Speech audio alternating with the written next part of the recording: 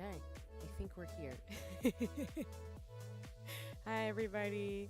Good morning, afternoon, evening, wherever you are in the world. It's C or C7. I hope you're having a nice one at my very unusual stream time because I do not stream usually during the day. But we're here, so, hope folks are doing well wherever they are in the world. I also want to say thank you for the follows as well as shout outs and everything else as always in the reads for all the streams. It's been really cool to get used to Twitch's functionality and for me to be able to just get, again, more and more embedded into the streamer ecosystem and just, enjoy things at my own pace and kind of find my way going forward. I had a feeling like I've told people who've been here for a minute that I feel like year two would be me kind of figuring stuff out, moving forward, doing that thing that I can do. And then year 3 and 4 of streaming would be where I'd kind of hit the ground running a little bit more once I got my nuts and bolts together. So I do feel like that since August is my 2-year streamer anniversary, and I'm really, really excited for what's to come. But again, gotta work out some kinks and stuff too. So I hope folks are doing well. Just as a reminder for today's stream, I know we're running a little bit late since we're supposed to start at noon. We'll still adhere to about 2 hours of co-working, and then we're going to do an hour of Tiny Bookshop before we wrap up stream for today. But as just a heads up, tomorrow is not Gamers Outreach. I'm thinking of that because we're playing Tiny Bookshop today, the demo. But tomorrow is Women-Led Games as well as Wholesome Direct. So I will be back around this time in the morning, around 11:30 to prep. So you might just like to do a 30-minute sprint or just chat and chill for a little bit before we get going when it comes to talking about stuff. And then we'll go into Wholesome Direct Showcase, as well as after the showcase, which should last about 45 minutes to an hour, we'll go right into Women-Led Games, which I have the honor and privilege to be able to co-stream both of them. So we'll watch them live, and again, the VOD for both those showcases will be combined into one on YouTube. So if you can't come by, that's totally chill. There will be other creatives and folks streaming as well. So I highly encourage you, as I usually will do, is check out the showcase, or just, you can check out some other streamers in terms of their perspective along with mine. But my VOD will be up and available, and I think what I'll do is I'll actually create a playlist for showcases going forward, because I know I did Wholesome Direct, I do believe, last year as well. So I do want to combine them for folks who'd like to look at games or just, have a record in terms of what's come out and things like that too. Since I know for me, some of the games that I am now playing, I remember from showcases last year, like shout out to Expedition 33. And of course, I found Sea of Stars, Sabotage Studios on the site that is known as Twitter, and I'm not going to call it anything else. So other than that, the game plan today is to just do some co-working and to chat and chill. So my style, again, is usually do like an hour to 2 hours of co-working, kind of just, chat, talk, listen to some music. We will just listen to the music in Spirit City Lo-Fi. I'm still working on the kinks for being able to stream my own music via Spotify, or just the way my friends and mutuals do it. So still got to work that out. We're gonna co-work for about an hour or two. I'm gonna be my Hobonichi, have my hand cam ready. And then I will, during the breaks, encourage folks to take some time to look away, meditate, go walk around, get some water or something. Do what you need to do before we do a final sprint, and then we'll do probably about 30 minutes to an hour of Tiny Bookshop before I log off. I will say that today is the first day of the Formula 1 Mario Kart 8 tourney, specifically that's happening.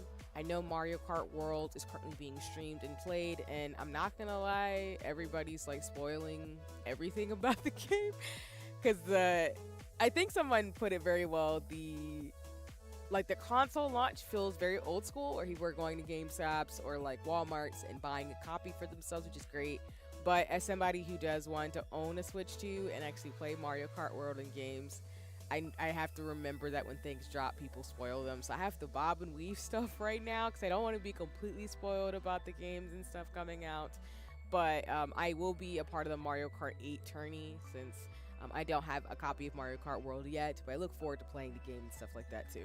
So it's giving that thing a little bit, now that I say that, where people were playing Animal Crossing during the earlier part of this ongoing pandemic, and it was super, super hype until it wasn't. So It's just kind of funny how that works sometimes. But it's not to say like again, the hype isn't deserved if you're a Nintendo fan. It's just very interesting for me as my social brain kicks in, where I'm like, I know people were talking about in some degree like boycotting, and I was like, I don't really believe y'all. Well, not that I don't believe you, but I think y'all are just gonna buy a Switch, and some of y'all are just not gonna like the pricing or something. It's fine. Don't worry about it. So, anyway, yammering aside, we're gonna go ahead and switch to Spirit City Lo-Fi. So just give me 1 second, and then, like I said, in about an hour or two, which if you'd like to leave and come back, we will play Tiny Bookshop, which again is a demo. It's a bookstore maintenance game that I've been wanting to play. I do know it's going to launch really soon, so I thought I would go ahead and play it as an intermission/fun stream that we can do together, and then go from there. So. Let me go ahead and get to the chatting screen, the gaming screen, and then check that my camera is still working. Just the settings a little bit. You should be able to hear the game though right now. I just need to switch it over real quick. And as always, thank you for your patience. Finagle things behind the scenes before I can get things going for you. There we go. Maybe? Okay. Popping up now. Okay, and I think we are Gucci to transition. Okay, and of course, hi everybody, it's me again. Like I said I would, by this point, I took off my nails. My big thing with doing fun things for myself in terms of fashion and makeup is that I typically try to adhere to keeping my nails on as long as possible, but I took them off. I need to like just give them a little bit of a break from acrylics for a little bit. So we're just, being our own natural self, which is beautiful in itself. I love my hands, they're very cute. Or as I was making a joke before, what is it? I was gonna make a tiny hands joke, but then I dropped my phone and it got distracted for 2 seconds, so the joke died. So yeah. Just let me do one more thing. Alright, we're good. Like I said today, I'm probably just gonna show y'all random things, and be in my Hobonichi, so you're welcome to join me once I get the timer going really fast and figure out what we're gonna do today. Well, not figure out what we're gonna do today, but like figure which pose I'll do.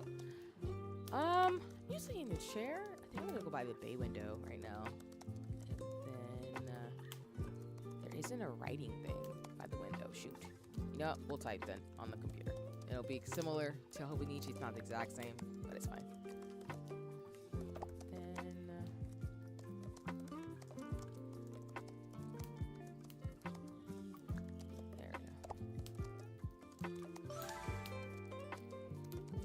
Start the first hour.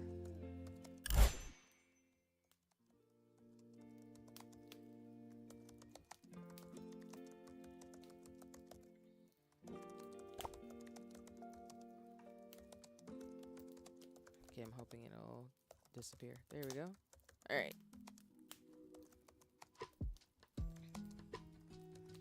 Now, as I said, I don't really get FOMO about stuff in life.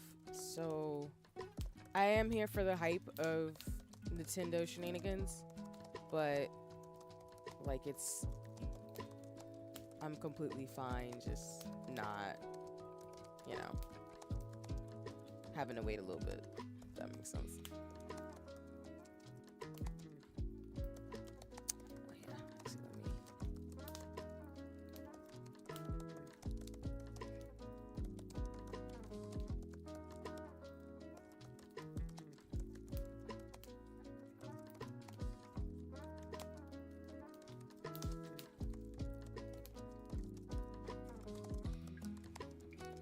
Oh, and I actually can show y'all really fast. I'm still organizing my desk and everything too to try to like get it to where I want it to be, along with my room as I talked about. But I did want to share something I got recently from one of my crates. I got this really cool book light, which is probably, I hope I didn't flashbang anybody on stream, but I got this light that I'm gonna figure out where to put this at. That is like book shaped that I really like. And then shout out to Jenna Draws. I got her Kickstarter stuff, and I got this really cool hair clip. I got this one and this one to match the bags I got. that I'm looking for it to style a little bit. Because I still have some mask chains I want to buy for my N95s when I'm walking around in life. So I'm really excited to try to accessorize with these and the other ones that I have. Because for context, I have this one already from Jenna Draws from her Kickstarter for her bunny bag and hoodie, which are like macaron and like candy shaped. But I thought those are really cool that I got those in this week, so I'm excited. Otherwise, I will be working on decorating my Hobonichi like I was trying to do last time. Which I think I can show y'all the pages I went ahead. I don't think I told y'all last time, but ended up decorating the October page. So I know I'm still trying to figure out like my camera thing to show y'all stuff. But ugh, I'm not doing a great job. Can I do it that way? Maybe, probably not. I'm doing a bad job of this. But basically, I ended up using October to put the sticker that I showed y'all before. That is from Cheetah Girls and what's it called? Cheetah Girls and Disney related that I really liked from an artist that I had. So I put this here with one of the vampire stickers. I don't think I showed this last time, but if I did, my bad. I don't mean to be slightly repetitive as I knock over Tutu to try to get it in the camera. Tutu is getting attacked on my desk. So, my bad. But I ended up decorating November and December, so I'm probably going to spend some time. Which I apologize, I forgot to post online. Well, like I said, I would last stream when I was co-working. Some of the stickers and stuff that I had, so I'll do that. I promise this week. But I'll be pretty much doing that during today's stream.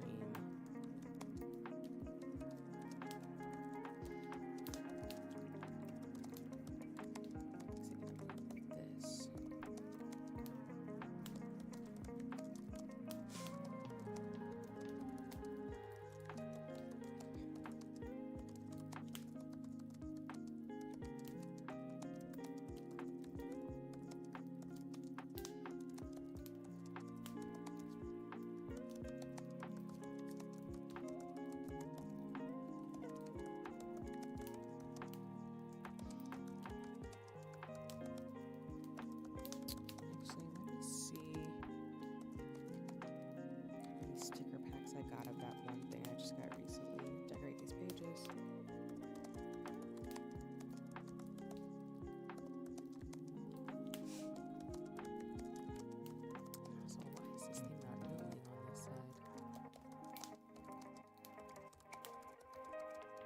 Oh, and I just saw the chat.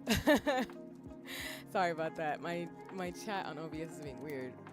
Hi, Kinky. Welcome in. I hope you're having a nice one. Gonna be lurking while you work? Yeah, no worries, Ia. It's lovely to see you. Thank you for lurking and having fun. I'm lurker friendly right now as we stream it at unusual time. That's dope, actually. What do you mean the book is also a light? Yeah. So one of the things I do have are book boxes. I don't have every single one because I don't have time to just get the same editions of books, and you know, I don't need every book box. But in the one I get for they usually have like really cool items in there, such as like things to book covers. They've had like blankets. They usually have like stationery. Sometimes they'll even have like goods for the kitchen. So one of them had a charcuterie, I think that's how you say it, board to use. So I just like this book light because I have some book lights as well as I do for Christmas. My mom got me a light that I could use of Emerald from Final Fantasy 14. But I like this book light because it's super tiny and it's USB chargeable. So I'm thinking out uses for my room, but also just carry it around with me. So if I need a little light when I'm like traveling or something and reading, I can have it too. So, and yes, so cute. Yes, I love when life kind of gives you really cute things in general, along with like the clips and stuff I have. Sorry, I'm just trying to check something to see if I can decorate these pages for July or August. Because in my mind, it's kind of weird in the sense of I don't want to rush too far ahead, but it's not weird. I don't want to rush far ahead, but because Hobonichi sales are in September, my brain should low-key think of September to September. So I'm already decorating for June, July, August. So that means like I have my books for this year, but I'm already thinking about stickers and stuff because I have to buy next year's books for 2026. It's a conundrum, kind of. I don't know. But yeah. I say that because I bought a bunch of stickers from, shout out to the group, the artist Egg Butter Toast, who makes these cute bunny and cute stickers that I like. But I'm just trying to check to see if I have ones that would work for this month. If not, I need to save them. Which, according to me, okay. So I got these for autumn. So those are not gonna work. So I'll use something else to decorate for July, August.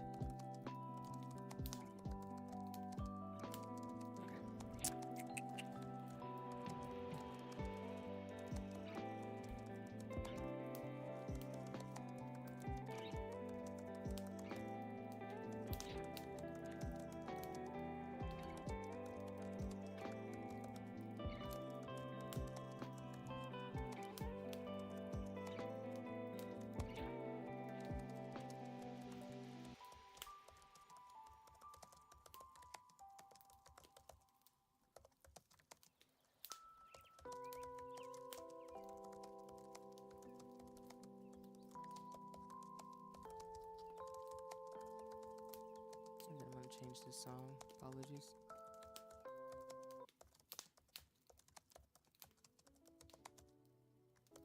Okay, that works. I like that one a little bit more upbeat. You know, it's still mellow, but I don't know why. I just wanted to change the vibe a little bit.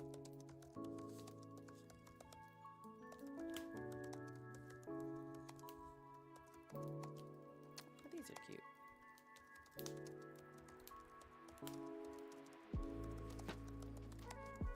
I'm getting so much better at decluttering things now. Yeah, actually, we'll do these. These are cute little stickers. I've been neat to use for a minute anyway.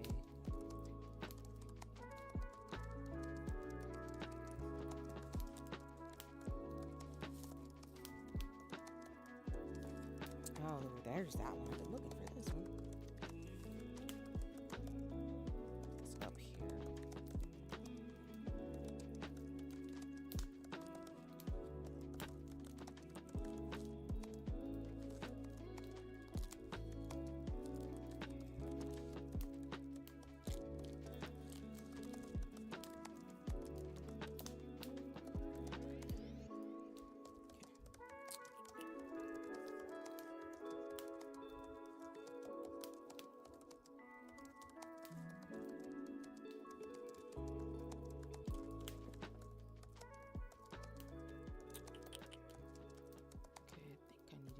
Washi tape, which is, where the devil did I put that?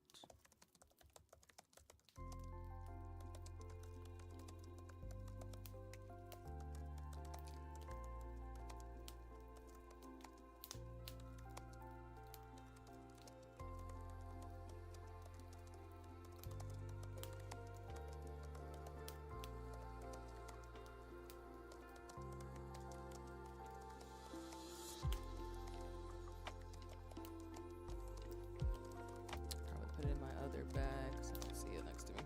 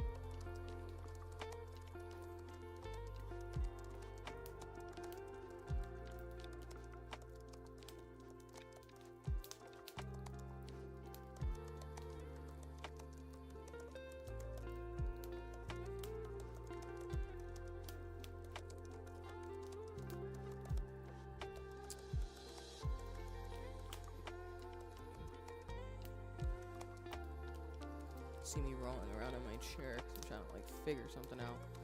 Okay, I think yep. just found what I was looking for. Washi tapes.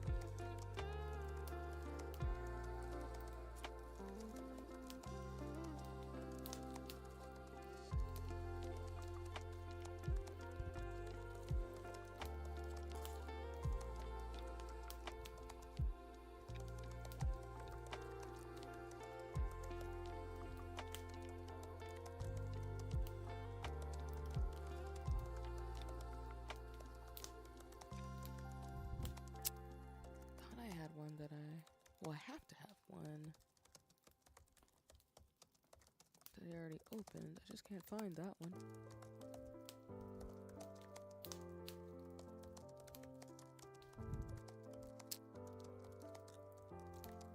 Oh, but it's fine. If you want to know what I mean, y'all see me use this washi tape on stream already. I just have one that's already opened. I'm just trying to find that one so I don't have to open a new one, but it's not that big a video if I open a new one. It's just helps you remember that, you know, to reuse my tape before I end up buying more if I need or finding more. But it's fine. I do need my scissors though.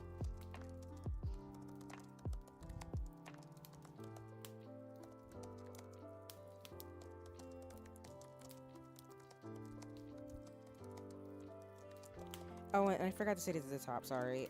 I will do my 30-minute halfway morning, and then we're about 10 to 15 minutes away. We'll do like 5-minute breaks in between, and then we'll do 2 rounds of 60 minutes. So just to give folks a heads up if you're co-working with me today. I will be in my Hobonichi doing stuff, just if I feel like talking, I'll talk. Ow, shoot. Almost cut myself that quick. Oh! If I don't, I don't. But, yeah.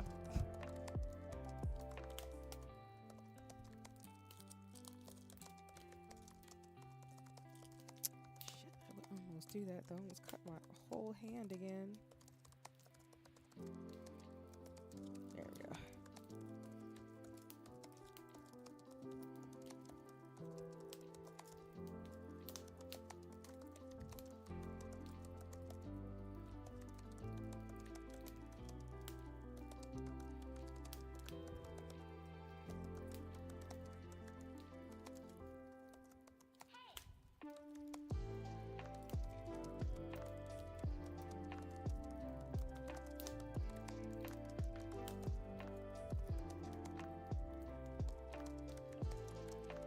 That hey went, by the way, it sounded like hey listen, but it's probably because my brain's going to Link Zelda combos because people have been spoiling some of the new content from the Switch 2 launched. Even though, as somebody said, it's baity because Nintendo has not confirmed that Link and Zelda are a canon couple, which is so funny to me.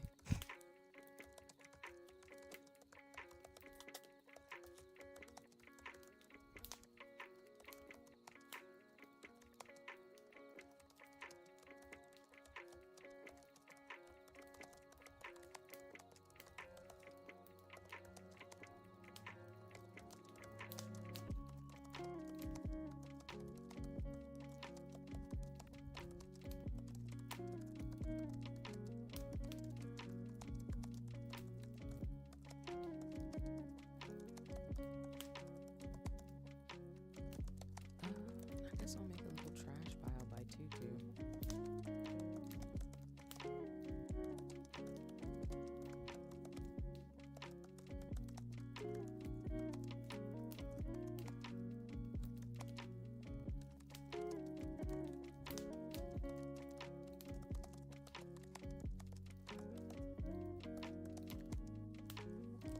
Whoops.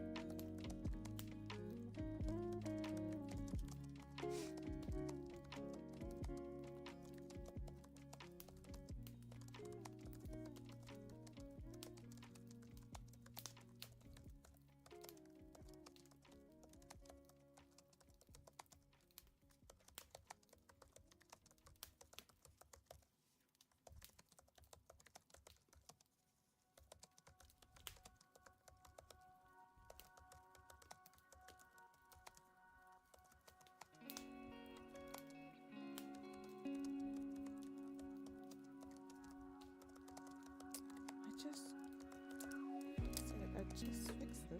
Well.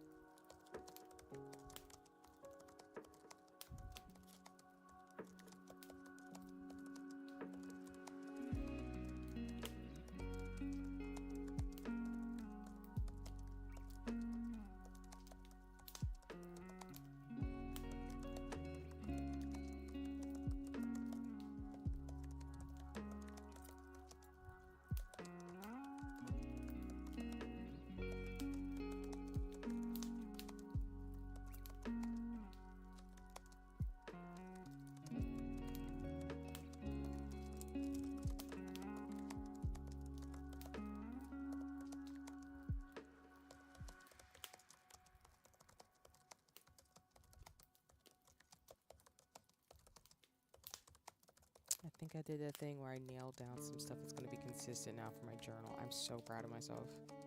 Ah, they be cooking. That's why I got to post these pages on socials.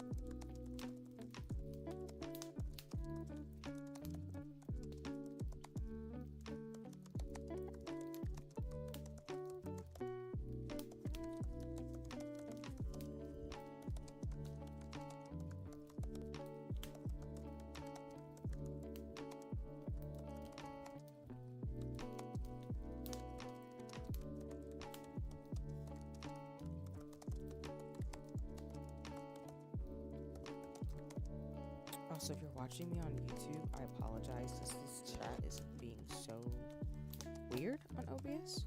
So, I can adjust something real quick so I can see for folks who are on YouTube. I can see Twitch, but sometimes multi-streaming doesn't go the way I need it to.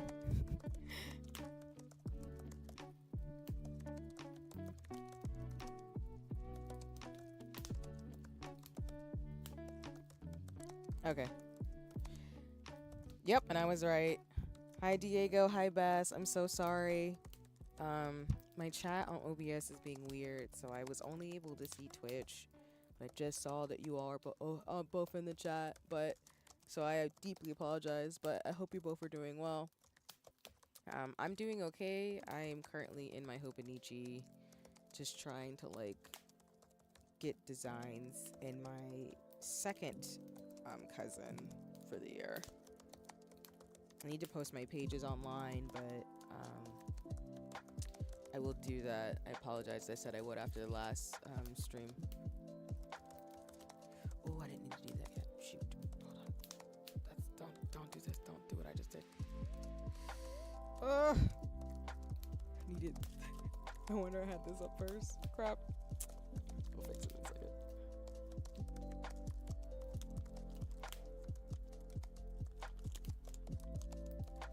But I hope, Diego, you and Bass are doing great.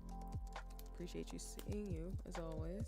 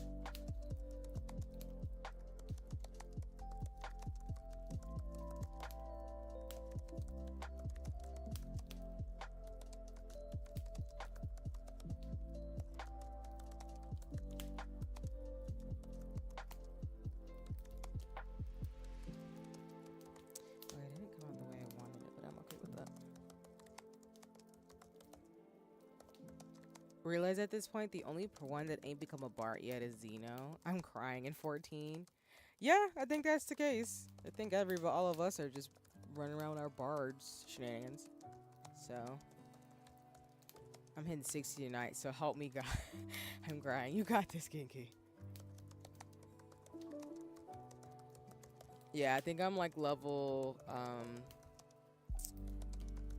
I think I am level 92 or 93 at Bard. I'm really close.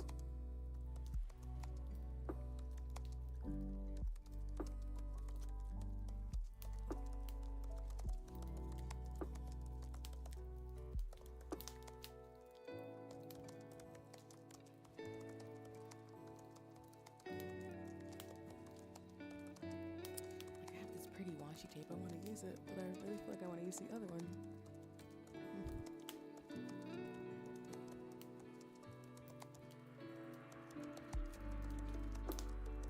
I'm jumping back and forth between pages.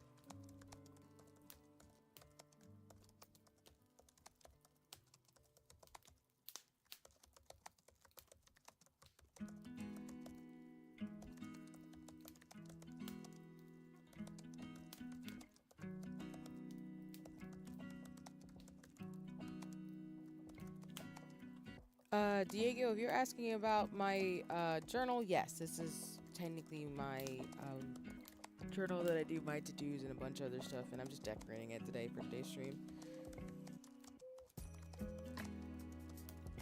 Then probably in the second sprint, I will do some note-taking.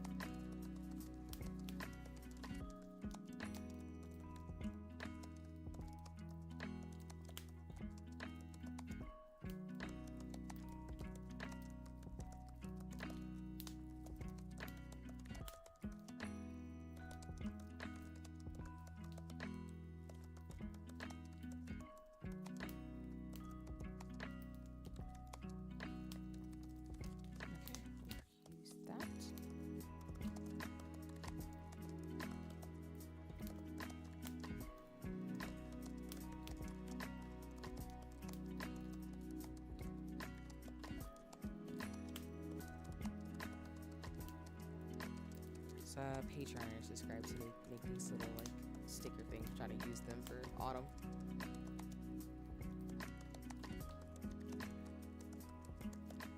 Especially if it's just like, I don't know why, I just want to use it for October. Just sweets and scary a little bit, I think is the theme.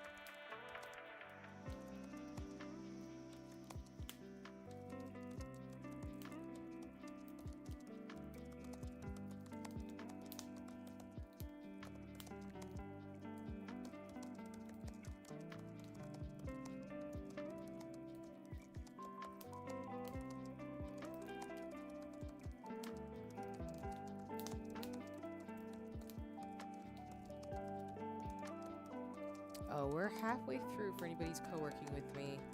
I still, by the way, got to figure out timestamps, y'all, in terms of YouTube. So I apologize. It's been taking me a bit of time to get that going.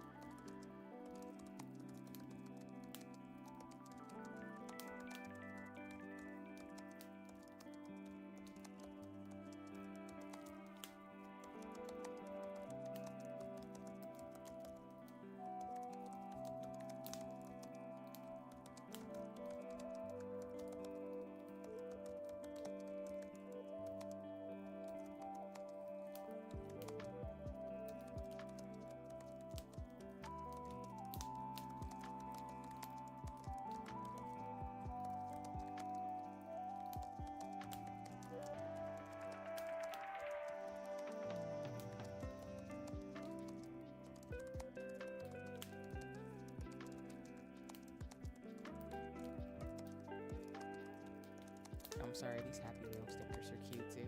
Might put these actually in the summer months. I know it's a pun on like restaurants and stuff, but still.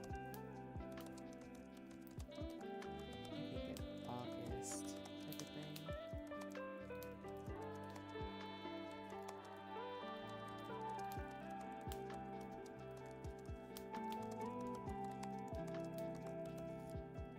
I want fries, goodness gracious.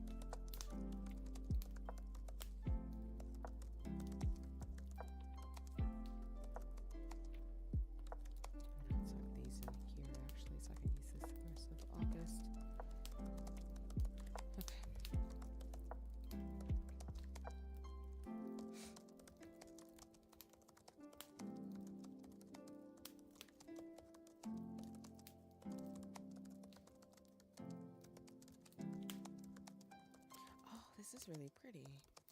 Let me see. If you're wondering, I'm looking at this washi tape that I got. I want to say I got this from like a gift box or something, or a loot box, but I'll find a way to use it. It's really pastel-y, so...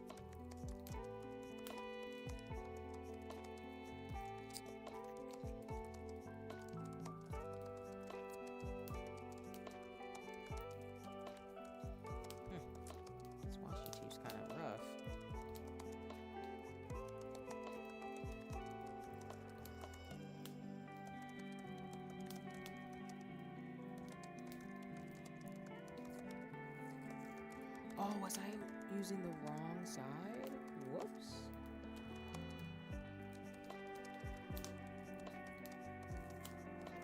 Maybe I was.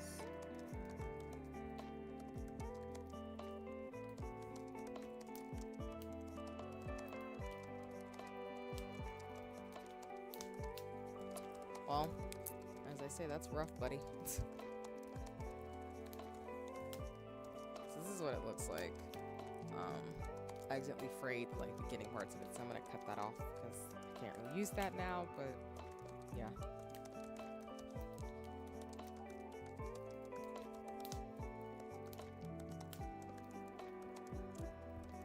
Jeez. That was bad. Yeah, so that's what I just did by accident because I'm clumsy. So that will be going in a pile I can't use.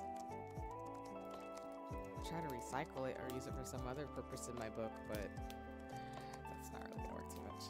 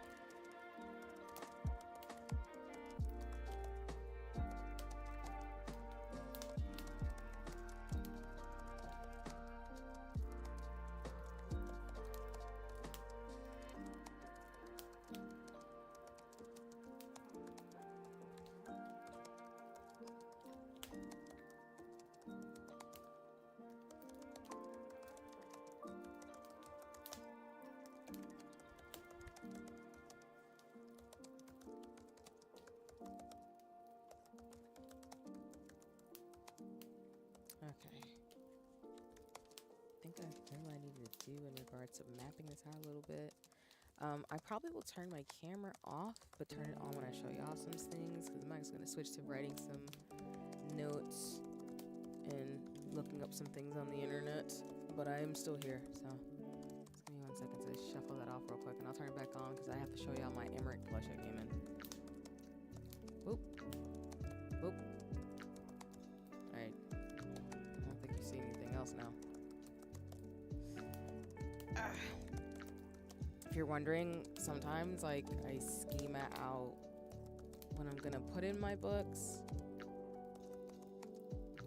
by looking at my pages. And then as you saw, I kind of just put stickers in a spot where I'm like, when you get back to this, when you have the space, do what you need to do with that. But okay.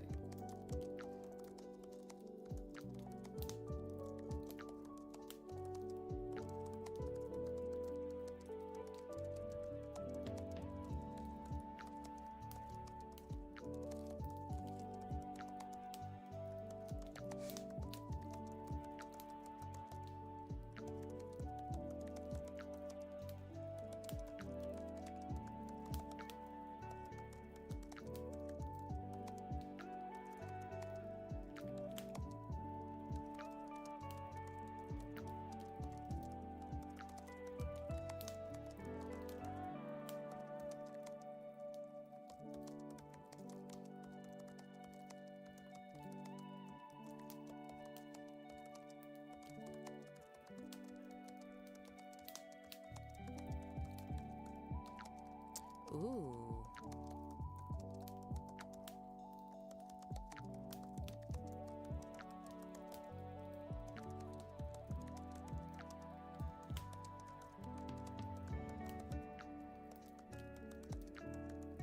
Just got some interesting news that'll be nice to share with you all. Oops, what did I just do? There we go. All right, I think I have some things that I can, tell y'all about once I figure it out. Whoops. Of course it's gonna do that.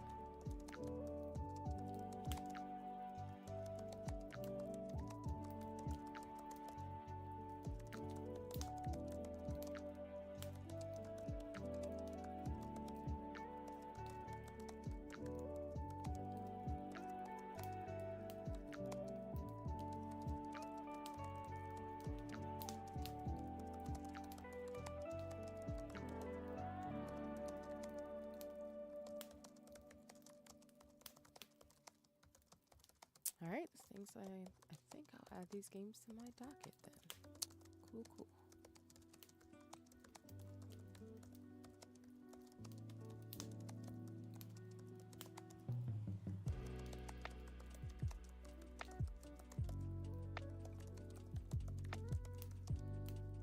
Okay. All right, that's what I need to do.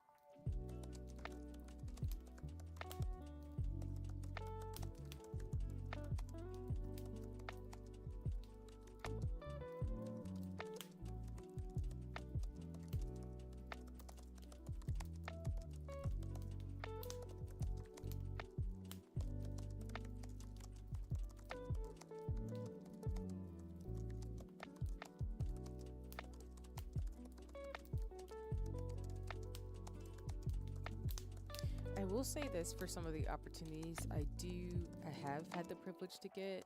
I'm gonna try to fix my schedule so I can play some of the games I've talked about in the past that I really want to stream by different developers and creatives. I've done a few, so like I probably have said before, I have ended up streaming some games that developers have reached out to me before on stream, and those are available on YouTube on my playlist, like Save the Villainous and I don't know why the other game is escaping me, but it was the game we played. Aria's Choice, that's what I'm thinking of. So Aria's Choice and Save the Villainous were games that had the opportunity to play since I was reached out to by developers and game folks. So Because of some of the showcases and things I'm a part of, there are going to be other opportunities. I'm looking forward to in the future to play games and show you all them as well. And like I said, I'm not like being paid to do this. I just, if there's a game that interests me and I can share it for folks to be able to broaden their horizons or just talk to folks about the game, like Secrets of Skyvale and stuff, I will do it in a heartbeat. So it's really exciting, some of the things I'm looking at for the showcases, because they look like really cool games. So just gotta work on my storage and stuff. Okay, but this is good. That means I can post about this after stream today.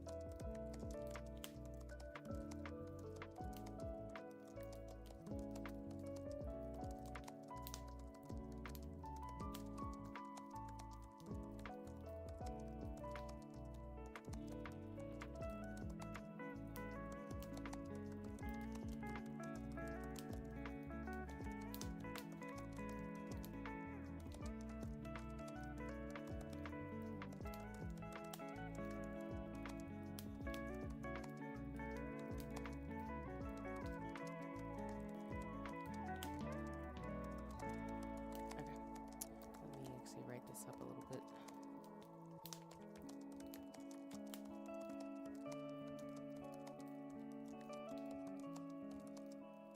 Oh, did I not save this? Whoops. Glad that came back up.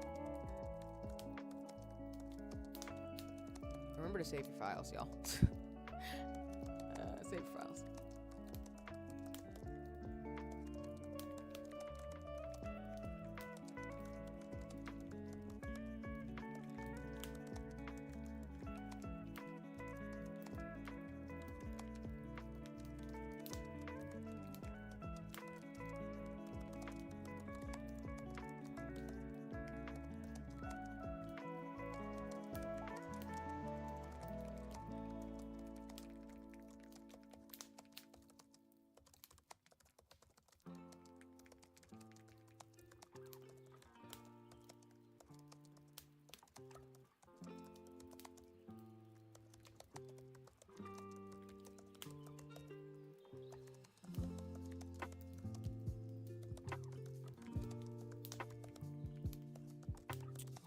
Dropping my phone. Damn it.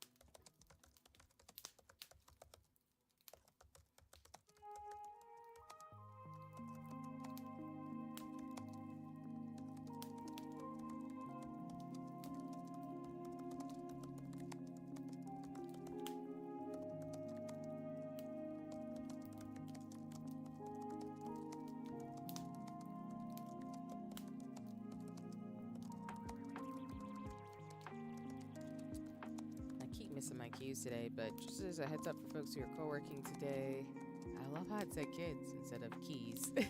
Or cues, excuse me. We have about 6 minutes left on the timer. Like I said, I'll do probably like a 10-minute, I said 5 minutes, but let's make it 10, and then we'll do our last hour sprint, and then we'll play Tiny Bookshop. So, turned off my camera as a reminder. I'm just trying to do some stuff. My bad, I think my computer glitched out a little bit.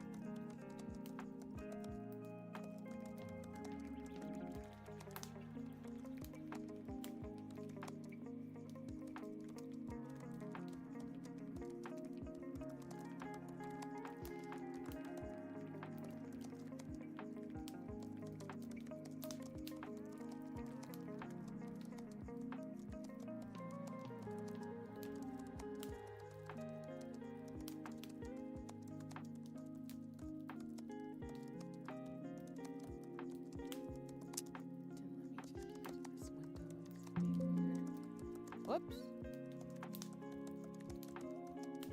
Maybe that'll work.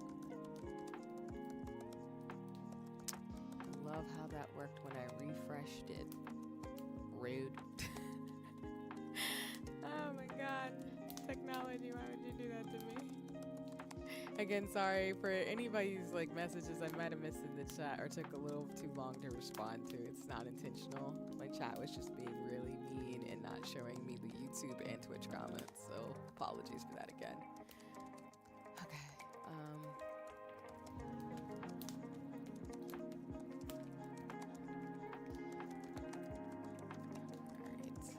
We'll share those later.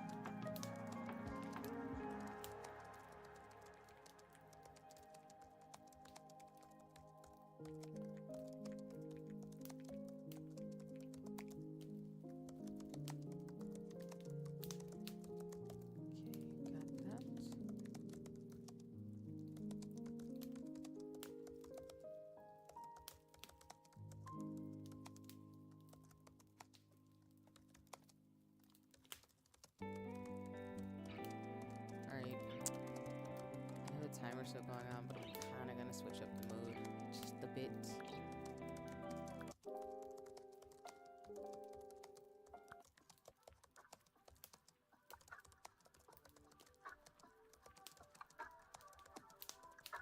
And apologies, this is slightly jarring. I just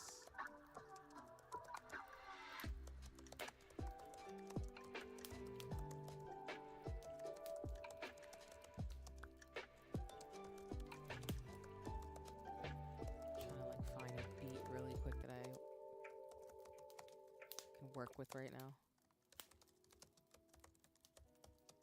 Yeah, I like this song. Okay.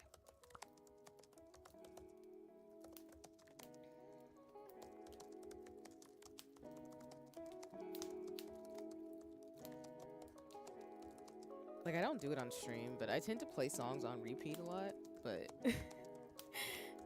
like, I know y'all wouldn't mind probably, but I am the type of person where I'll play a song 50,000 times before I like change it. But more trying to like focus a little bit again.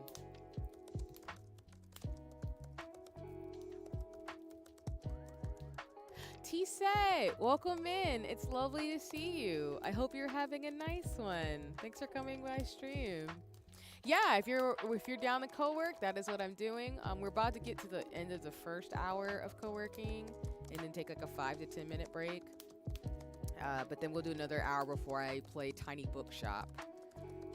in terms of shenanigans. But yeah, I'm glad to hear like today is treating you well. My co-working style, by the way, too, is I tend to like sometimes talk during the sessions because I treat co-working like hanging out with like a friend or a person in a cafe, and just talking about random things. And sometimes it just depends on my mood or if people are chatting in on YouTube or Twitch. But I also am fine with people just lurking and co-working with me too, as I kind of like make noises or talk to myself trying to figure something out. So yeah, so that's sounding really awesome. I appreciate you. Yeah. So I was doing a little hominichi and stuff like that, or journaling, where I was decorating with stickers and stuff, but I turned my camera off because I wanted to switch to doing something on my PC since I checked some emails and did look into. So I will turn it back on probably to show y'all some of the Emmerich stuff I got, because nerd. But my Emmerich is adorable. Is the co-working app a hobby too? I'll pop in if I have something to say in response to, so otherwise I'll be video editing. No worries, he said. That sounds great. You got this. The goals you have for video editing as you co-work with me, you got this. But yeah, that's totally fine, and that's the vibe I hope folks are can get from my streams. Because again, you're welcome to chat, but if you just want to co-work and just hang out, that's totally chill with me too. Whatever feels most comfortable. Excuse me. But yeah, we just got to the end of this co-working, so I'm gonna put on a timer for 10 minutes. Just give it a little bit of more buffer room. I said 5, but I'm gonna do 10 because I'm probably gonna go step away for a second myself and get something to drink. No, I lied. I have my thing next to me. So anyway, I'm just gonna like chill out for a second. But to answer your question, Diego, I guess some people could consider co-working a hobby. Like I've done that with friends before shenanigans went through since 2020. And what I mean by that is like I used to do with some of my friends and mutuals, especially my best friend, we would drive up to a cafe and we would just hang out talking, but also just like reading or writing or working on our laptops. I've done it with other friends and classmates too, but it's something I've really liked to do for a long time. And so all that really happened since like 2020 is I've more so done it digitally with friends virtually, since a lot of my people aren't where I'm at, or sometimes they just want someone on the phone with them to just body double. So that's kind of what I do, which is why like I do it on stream, because it's the same type of thing. And sometimes it's just really cool to just do something together with somebody you care about, whether it's through the phone or texting saying, hey, we're gonna do this for an hour, text me when you're like ready or something, which I haven't done it texting style, but I'm just giving you examples of how people can co-work and body double, because I just like to do it that way. But so technically yes, it can be, but to me it's more of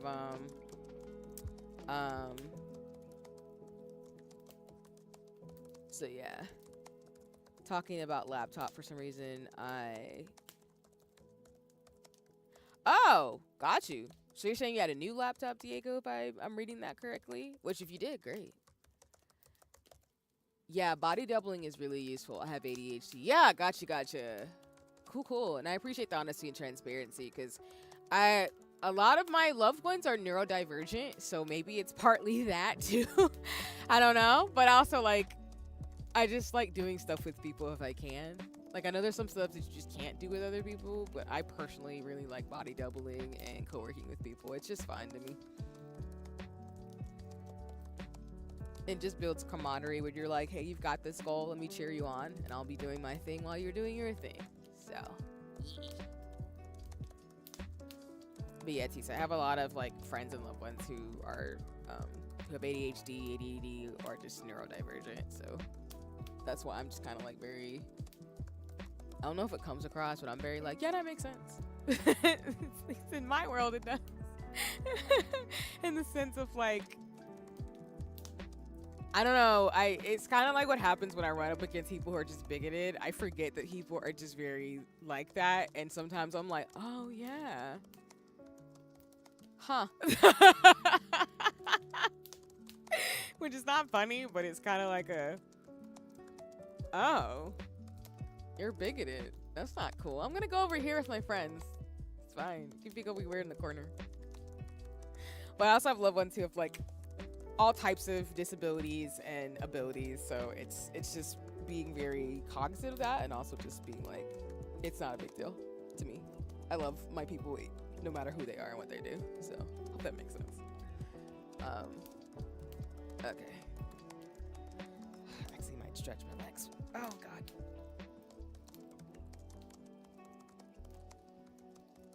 I'm trying to get into the habit of stretching a little bit more. I'm trying to get to where I can stretch at least 30 minutes a day.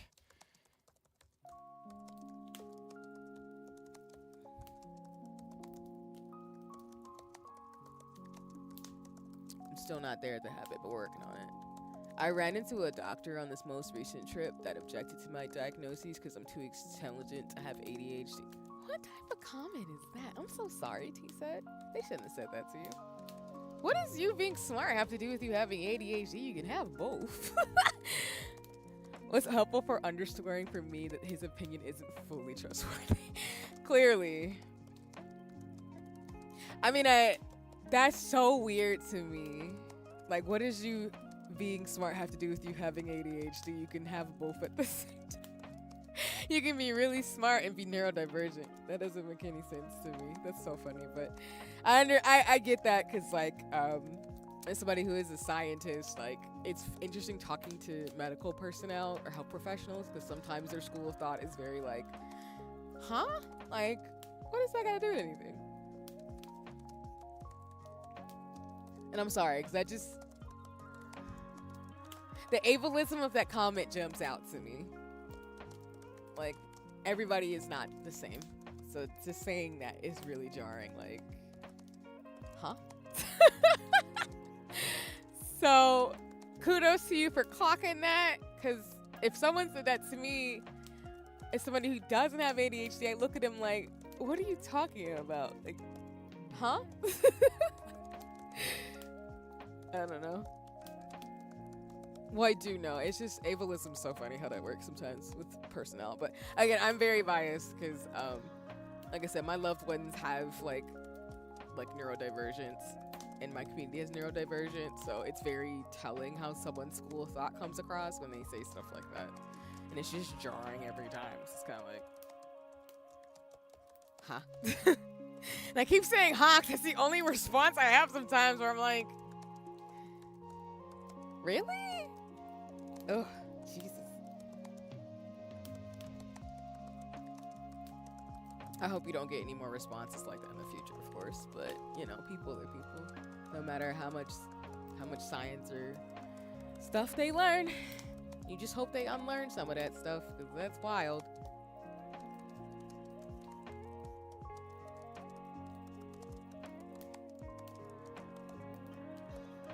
And also, I will say this on my my streams, like I'm somebody who really tries to think through these things a lot, mainly because, like, along with like not being, because it's Pride Month, not being a homophobe or a transphobe, ableism is not cool. So that's why I'm specifically like appreciate what you're saying, T-Set, because some people do say some very ableist things, and I'm just like, of course.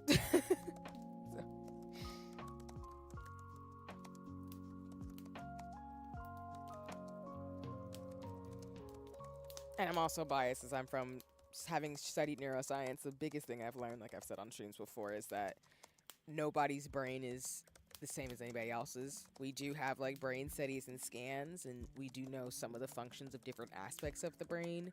But the reason why we don't have artificial intelligence or androids, as I was talking about a little bit, like connected to yesterday's stream, is because like the human brain is so vast and very confusing and very intriguing. But there are 8 billion people on this planet, so expecting everybody to be a particular way is kind of not realistic.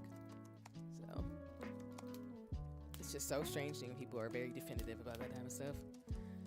I do believe I corrected him that it doesn't have anything to do with intelligence, but it was clear I wasn't going to change his mind. So I just moved forward and took what I could from the appointment. Doctor was a neurologist and mostly ended up addressing my shoulder muscle spasms and nervous muscle systems problems. Gotcha. No worries.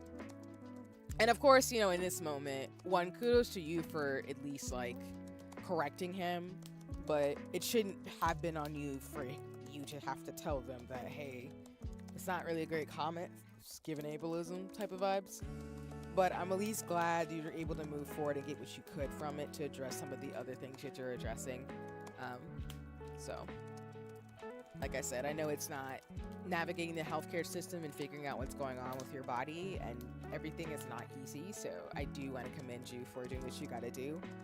And, you know, not wasting your emotional energy and capacity on trying to convince somebody of something that's clearly, you know, a kind of moment, if that makes sense.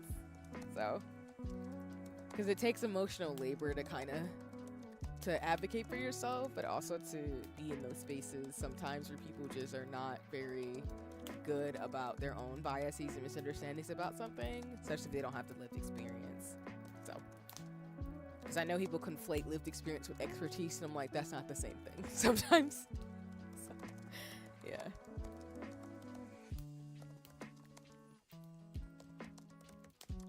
I'm just stretching, y'all. And then, like I said, I also have the timer for 60 more minutes. Oh, actually, before I do that, though, I will show y'all the Emmerich plush. I need to find little guy. I will show you little guy. So I, like, navigate little guy. Ah! Why is getting to little man the most challenging thing right now? There we go.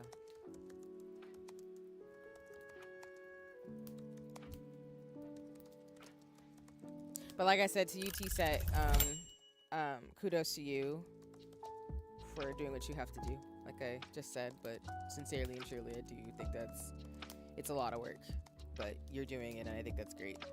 I'm always happy to see people like take care of themselves and just try to do what they have to do to live the life they want to live. So, okay, I'm gonna start the timer first, actually.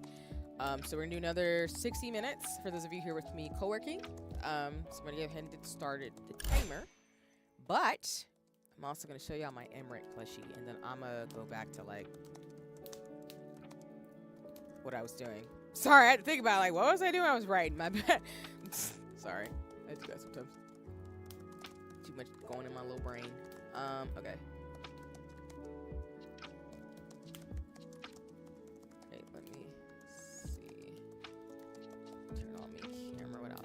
Something over.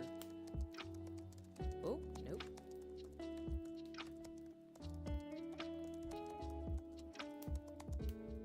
Alright. Just show y'all really quick, and then again, I'm gonna turn my camera off because mainly it's gonna be typing and stuff. Well, actually, what I could do is I could just like scoot my little keyboard so y'all can see me typing. So if you need the visual too, that'll be helpful in that way.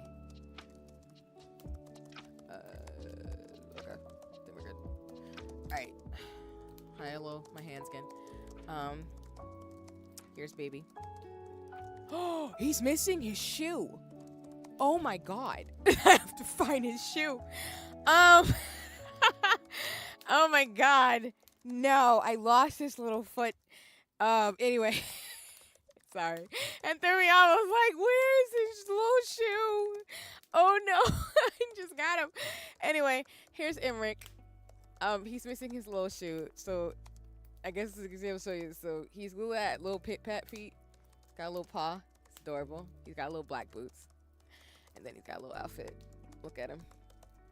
I'm trying to get his whole head in here. I'll put it backwards. Wait.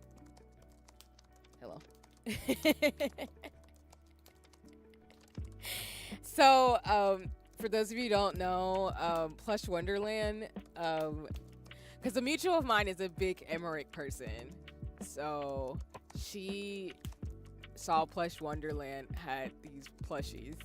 And there's an Estinian one too. But I saw Emmerich, and you know me. They were like, hey, if 30 of y'all like wanna commit to buying it, we'll make it. you know your girl had to do that. I had to. So I've been waiting on this, I think, for like, God, at least 6 months to a year. I don't even know. It finally came in the mail. I was originally going to put him in an Eat a bag because I was thinking he was 10 centimeters. He's too big, y'all. So Emmerich is like 20 centimeters, but he's super cute. I love his little outfit. So I'm trying to like get his, I'm showing you his head. So say hi to Emmerich, his little elf ears. He's so cute. That's like, I don't know who that is. It's Final Fantasy 14. It's a character from the expansion from Heaven's Sword and Final Fantasy 14, like the second one. So he's an elf paladin. He's the son of Ishgard. I love characters like him, and I gotta get a plushie of him. Oh, really? Oh, yay. That's the thing, too, Ia, because I was thinking of you when I got this. And shout out to, again, Ia is cool, y'all. So, I think I've talked about it. But, yeah, Ia's making my Warrior of Light in plushie form. And she's 20 centimeters. And so is he. So, I'm going to do that thing people do where they take pictures with their dolls because they're adorable. And I'm super excited. But, yes, he's 20 centimeters. My original plan was like, oh, I was going to put him, because he's going to be like 10 centimeters, in my Eat a bag.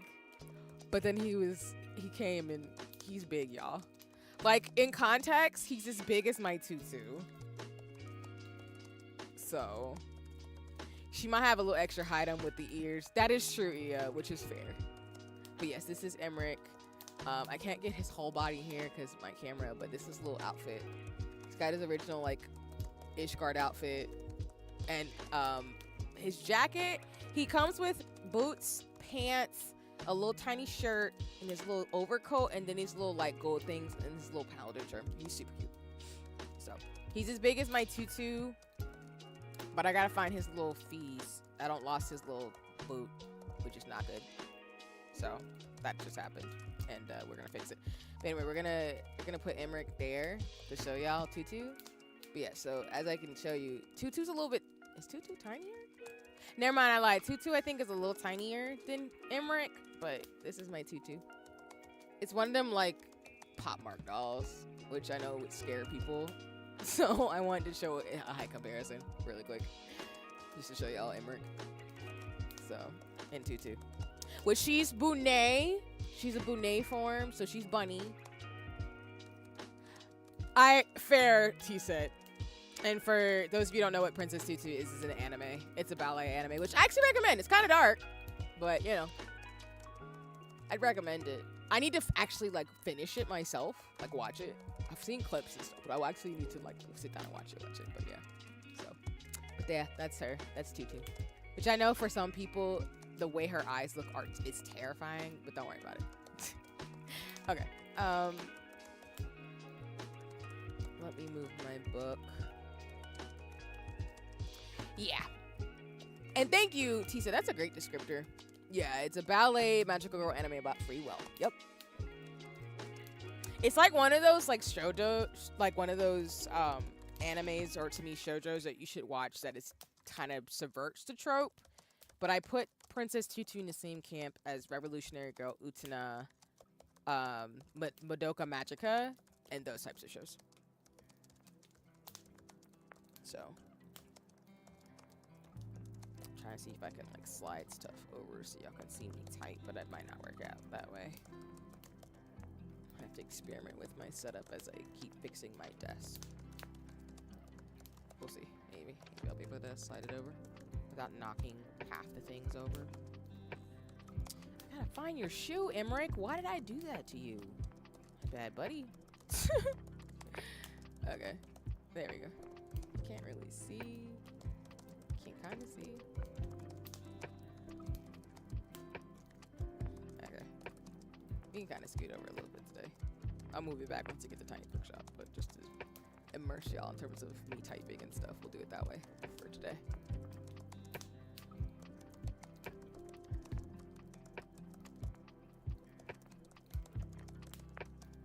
I was gonna turn my camera back off. I'm like, you know what? I'll type. So that way, if that helps people's immersion in terms of things, I can do that with my keycaps that are themed, teacup themed, and then my phone one that you can see a little bit. Okay.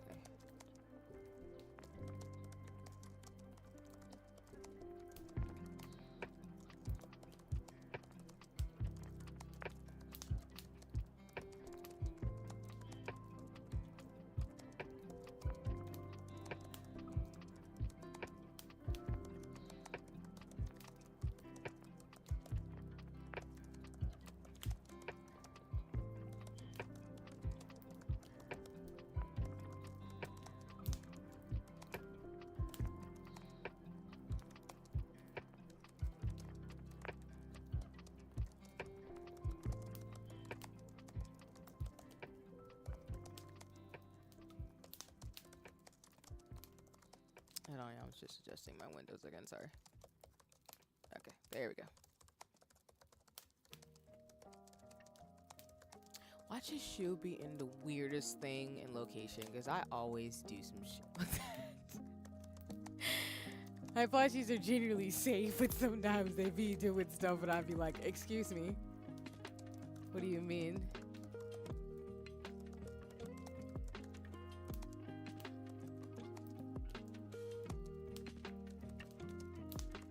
Oh, you know what? I just remembered there was something I wanted to look into, but I need to figure out. Also, if you're an artist, I just want you to know, if you ever make books, like book covers, I will buy the book because of you. I've learned that about myself. So, one of my favorite artists actually made. Well, I don't want to say she's my absolute favorite, but I do love her art. Let me just put it that way. She's a great artist. Excuse me, I don't know the pronounce. I'll say they made the cover of this book, and I was like, oh, I'm gonna buy every book with your like art on it, and I did, and it was so worth it. So if you're an artist and you have ambitions like that, please do stuff like that. I will buy your stuff. I'm not playing. Oh, that's sweet. Yeah, I just love art. I really have been enjoying, like I was talking about earlier, or not earlier, maybe on like on socials and stuff. Like, I've been reading more myself this year. So one thing I definitely think I was going to say, for example, is I currently am finishing Legendborn, Oathbound, which y'all know I talk about Tracy Dion's book way too much. But I'm currently reading her book. I'm going to read Divine Rivals. That's a duology that is about magical, like it's romance, romantasy, Greek gods, and Olympus with like a magical writing twist. I love that series. It's really, really good, by Rebecca Ross. So I'm going to read that, and then I'm going to read the Emily Wilde series, which is, I think, about a woman who is a scholar who studies like fairies and fae and stuff. So the artist is the Lolo Loco, I think is the way you pronounce it. They made the covers for the Emily Wilde series, and I was like, these are stunning. Like, what are you talking about? I love their art, and I love artists. I'll follow them for years, because there's the people I talk about which I'll post on my socials, the stickers I buy from. I will support artists for like a year, because some people I've been following for, God, at least 5 to 10 years, maybe a couple years now, at the bare minimum. But like, it's cool when I see artists like make covers for books or posters and stuff. And it's been really cool to see artists make like home goods, because I'm older, so you know, you want like a cup of coffee, so you want like a really cute cup or something. And I love when artists do stuff like that. So this artist specifically did one for one of the loot crates, and I saw that they were making it for books. So I was like, yeah. Like, that's my jam. So I am reading more. I do love books. I don't have to have every special edition, but this artist, their covers are stunning. Which I've showed y'all the Emily Wilde series. Which, actually, you know what? The devil is that book anyway. Do I have it next to me? No, I do have Tracy Dion, because that's my brain telling me to get ready to read that and finish that this weekend. because girl, I just hold on a second, y'all. Let me take off my headphones real quick so I can go grab the book. It's over there on my other shelf. Give me 1 second.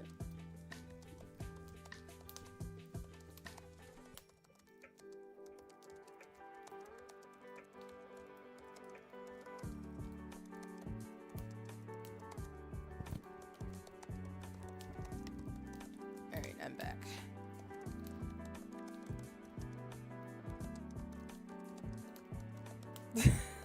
Hi, Jinx. Welcome in. Let me catch up in the chat before I reveal this book because I'd be moving too much.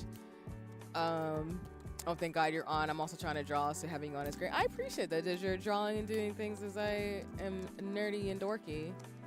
God, a dream merch for me would be making tea canisters with my art on them. Maybe someday. Oh my God, she said, your art is so pretty. Or mugs. I would want cute ones, not ones that look like boring coffee mugs.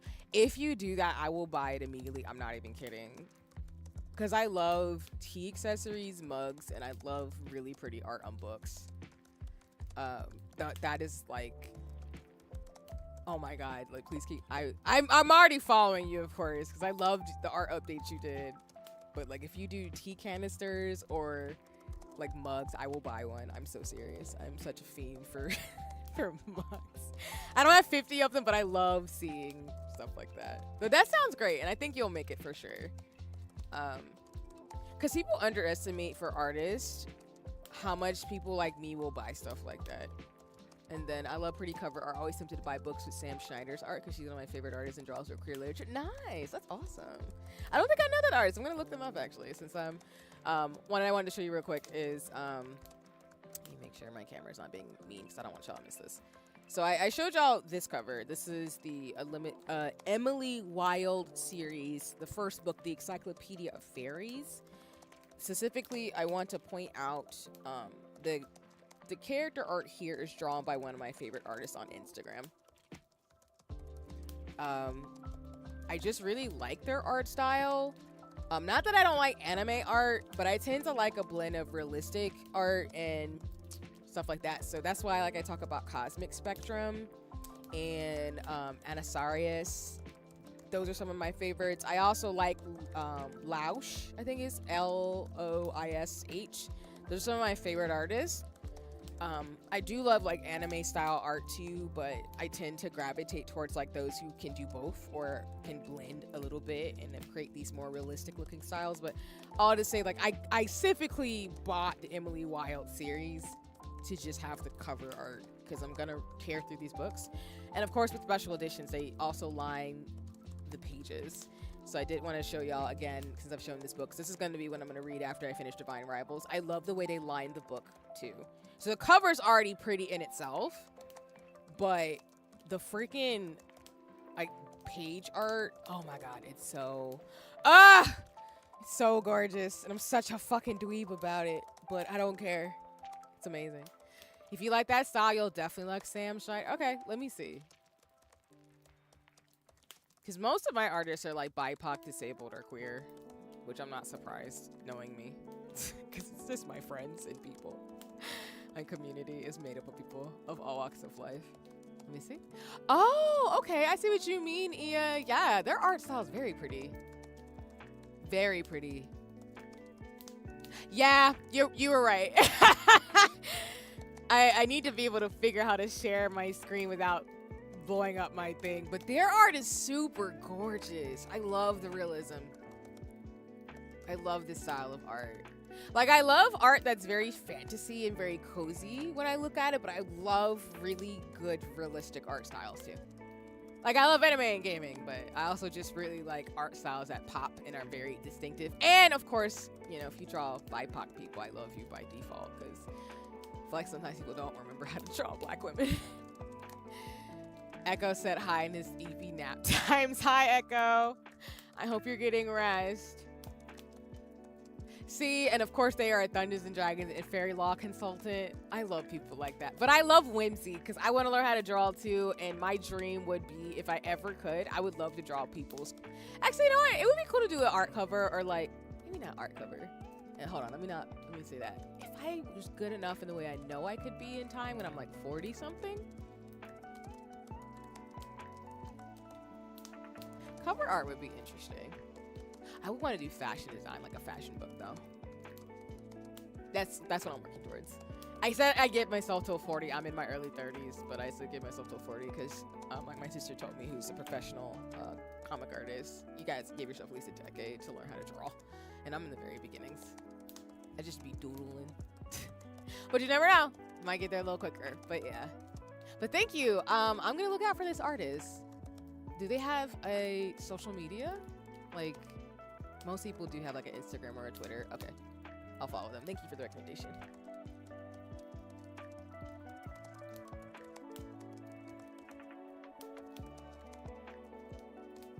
And I'm talking about this because we're talking about books today, y'all, so it's in my mind's eye.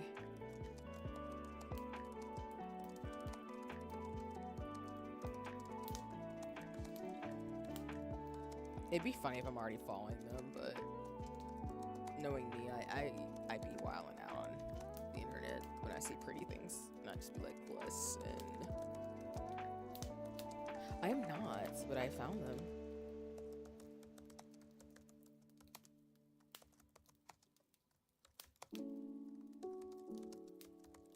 I love their style. Ugh, made me happy.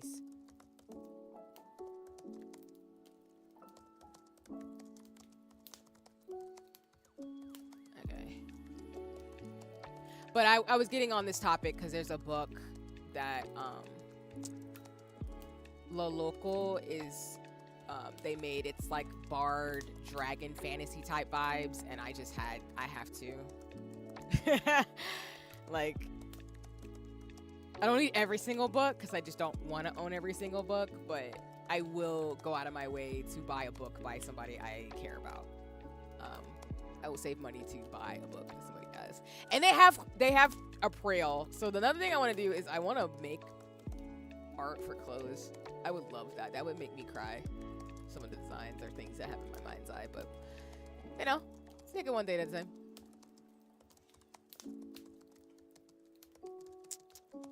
Oh, I forgot. I need to upload stuff to Kara. Kara just had his 1-year anniversary. I really want to be active on that app for art stuff because I'm not on Instagram and stuff that much anymore, unfortunately, because of just meta. But I do want to like find other fashionistas and stuff, and I don't feel comfortable posting stuff on on Meta and Twitter. That's gonna be Blue Sky and Kara. Specifically, Kara, it's gonna be fashion stuff. So looking forward to that. Do you have a YouTube? How did I not know this? Where have I been? Sorry, I'm literally doing stuff, I promise. I'm just trying to dot my to-dos as I also run across this thing as well. If they have stickers, it's over for me. That's the thing, too. If you're an artist and you make stickers, that'll get me to come get you. Because I love stickers. That's why I don't buy stickers and washi tape anymore. I just subscribe to Patreons. Oh wait, hold on. Need to fix something.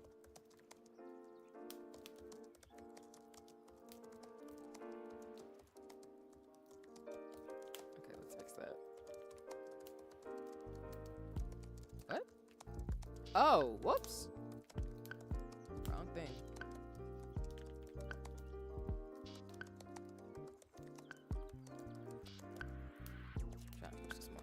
So y'all can actually see me typing.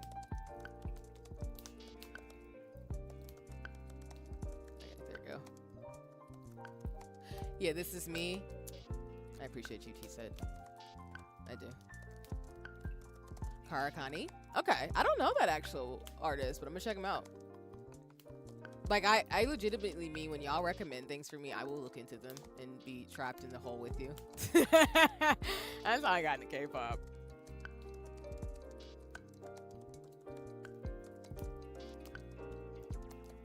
Okay, I fixed something cool.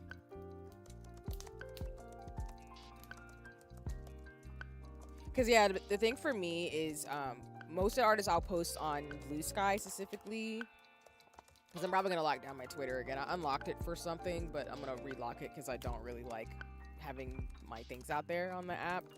But I really love stationery. And I like the gift of the last few years is finding artists who will do Patreons, who will send you stickers. And their stickers are just stunning. Oh, their stuff is cute if I'm seeing this right. Oh, T said their stuff is really cute. Have they done stickers for Sticky? I wonder. I'm really curious. But if they haven't, their art style is really whimsy. I like that. Only do like little happy subscription nails. I mean, not nails, but mail service things. Like they send stuff. That's super cute. I like their things. It's very comfortable. Like some artists have a very like cozy. I don't know that they have. Yeah, I was wondering, but even if they have it, that's fine. And for those of you who don't know, Sticky is a sticker subscription service for like $5-10 a month. There's 3 different tiers. Cute, I think. There's like cute and other themes. But I know there's like other people who have cozy vibes, but I don't think specifically them. But this is cute. Like some artists just have really cozy vibes with their art. So I really like their vibe. It's very cozy. It's like if you fuse like a cute, comfortable, like, I don't know, it's not foresty, but it's very like cute, cozy, Animal Crossing almost vibes. I'm too picky to use a Sticky sub, but I bought a specific sheets I want from the shop. That's fair, T said. And what we're talking about again is like I just told you about Sticky, which is a subscription service where at least they're based in the States, where once a month they send you they send you an organizer, a big sticker, usually like a stationery thing, like a stamp, and then they send you like maybe I want to say like 5 to 6 sticker sheets.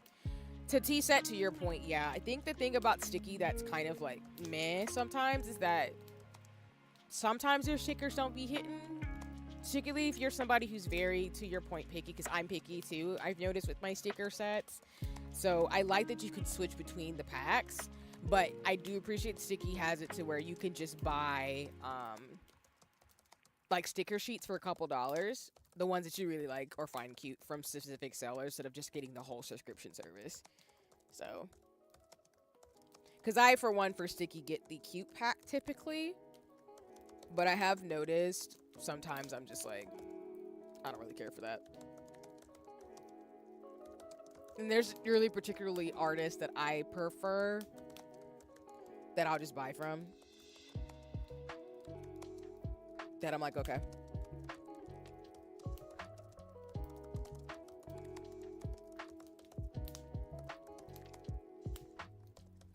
So I get it. I resonate with that a lot. And then Sticky, of course, for their store, which, let me just drop it instead of just saying it. I'll drop it in the chat for folks who would like to check it out.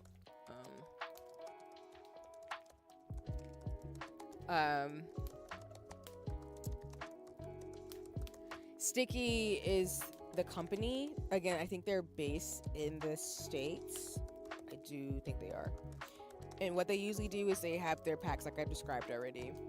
And then they usually have the artist, if you just want to do the sticker, like you just want to buy a specific sticker sheet from an artist, they usually link the artist to their like page or something. So I'm just checking really quick as I'm talking to make sure they still do. And yeah, they typically link their Instagram page to the specific sticker sheet. So if you specifically want an artist to buy from them and nothing else, you can buy the sticky sheet and then actually go to the artist's page to support them, which I think is really cute.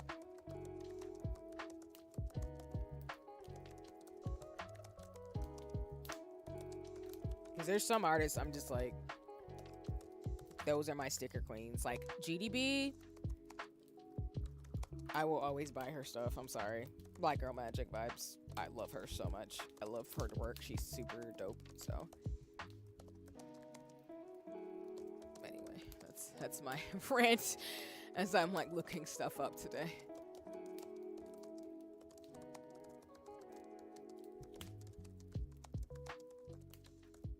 But that's why, like I said, I'll post on my socials all the places I specifically subscribe to for stickers. And sometimes it is also just going to their pages and just stocking up on stickers when I have a little bit or can budget. which is fine. And then, of course, there's artists I subscribe to for their like art tutorials or just to see their behind the scenes and their merch. And that's why I don't really spendthrift. Same thing with Kickstarter. I don't like buy 50,000 things. Because, for example, like I showed you earlier, this Jenna Draws like clip is specifically from her Kickstarter. Oh, y'all can't see that, my bad. It's from her Kickstarter, the 3 hair clips I showed you earlier. Which I saw Kickstarter has a split payments thing now, which I was surprised.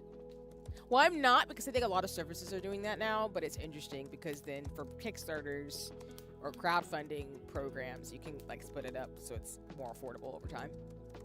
Oh, Souk Studio stickers, Tisa? Okay. I don't think I know them either, but I will look them up. That sounds cool. As I'm like trying to...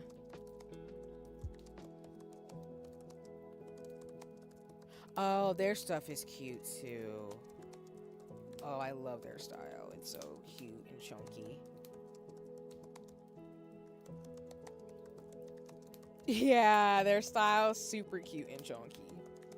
That's adorable. Yeah, T said this is the type of style that I like. Super cute stuff like this. Like, I can appreciate it aesthetically because it's just adorable and like chunky and cute little animals and pets.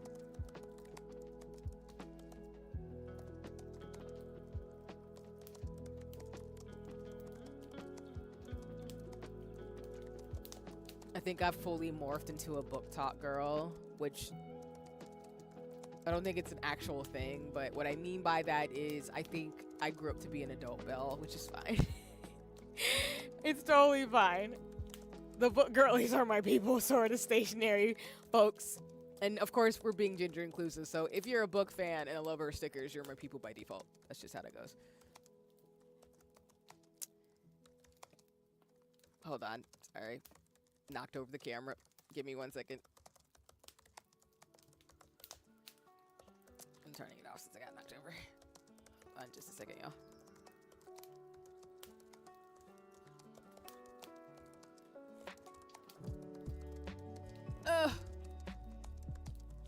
Let me fix it. Sorry, I was being handed something and it knocked stuff over. Let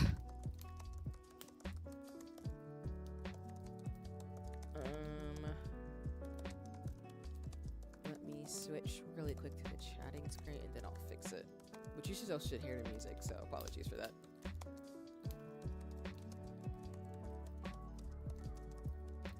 That way y'all can see my typing again without stuff happening, going sideways.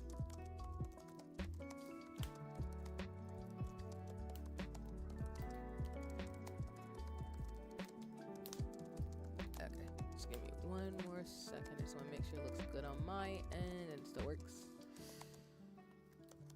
Oh, yeah, that works.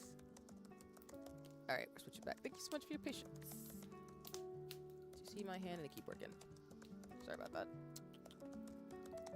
Getting lunch, which I will probably be munching on once we're done completely with this co-working, which by the way, we're halfway through. So if you're doing things and you've been here for the entire time, or if you've just been chilling or you just came in and out, kudos to you because we've almost done 2 hours of working. So keyboard over.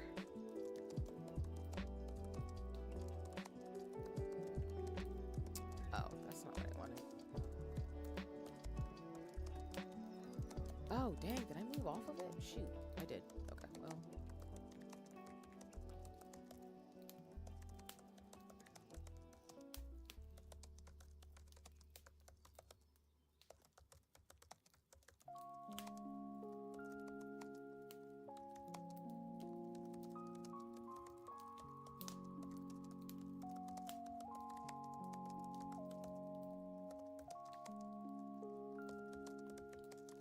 I made the mistake and went on their page, and I found out they are making more book covers.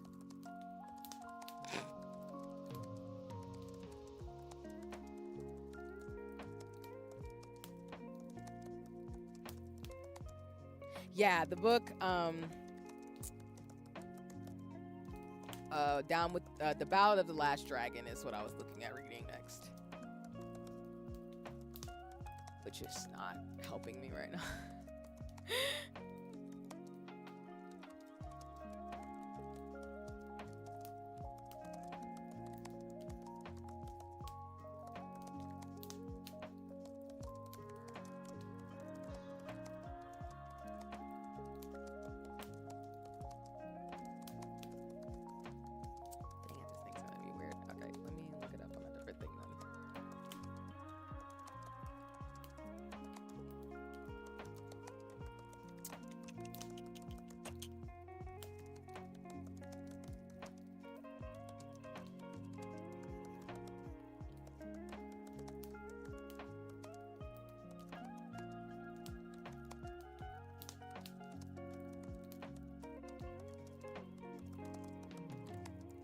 Alright, the real kicker though, even though I do love covers on books, is that I have to go to Storygraph and get like second or third, fourth opinions, because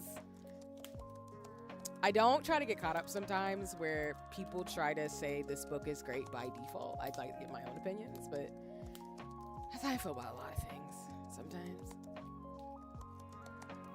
Hope it doesn't make me sound like a snob. It's just more like I just like to get my own opinions about stuff. Let me see. And where this portion of co-working, I'm kind of making a list because as I get stuff done, I try to also incorporate and make time for my hobbies and love interests type things, which is books, drawing, stuff like that. So.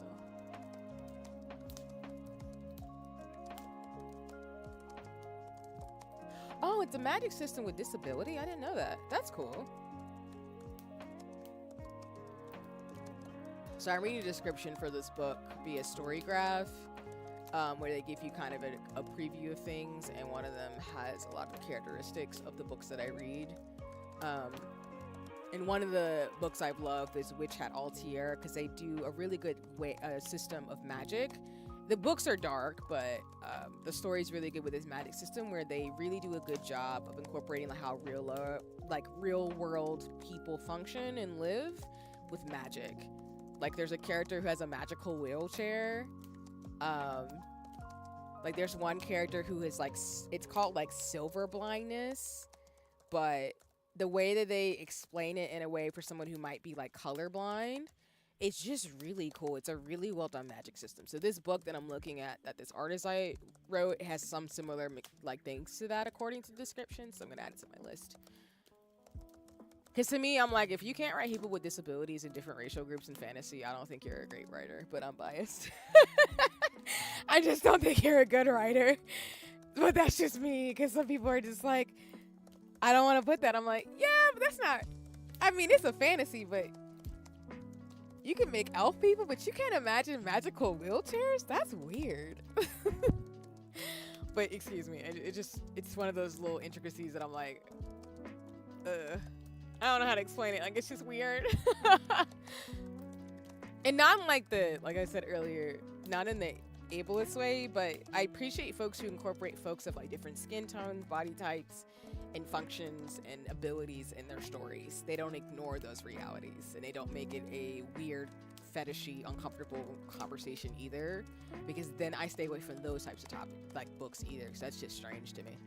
So, okay, let me add this to my list. I hope I don't have any too many books in my next list. Okay, I don't. Cool. Cool. Okay.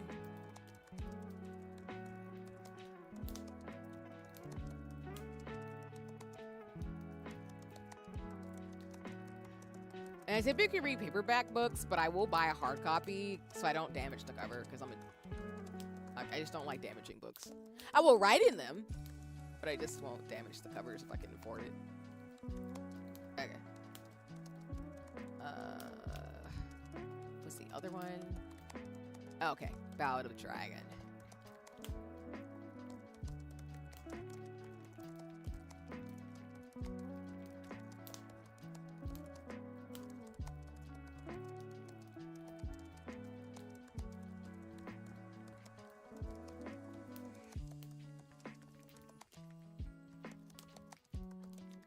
Because my thing too is I have a lot of books I want to get through, and then I want to actually give them away, because If I don't need to keep them, I'm not going to keep them. And so they can go to a local library where someone can read them and maybe own them too.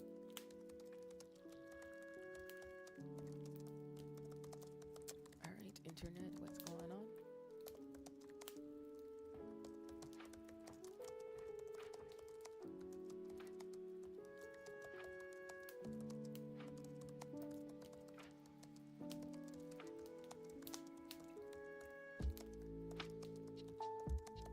Ooh, this one sounds intriguing. And I use Storygraphs because once you read a bunch of books, it gives you an idea of what books you would read. And that's why I use it. Oh, wait. Sorry. I didn't mean to put that there. Alright, cool. But yeah, to what you're saying, yeah, I love Witch Hat here. I'm really excited for that series particularly. Like, I cannot wait. Alright, I think those are the things I wanted to look forward to, yeah. I would pick them up in my bookstore, but they're not available right now. Which sucks!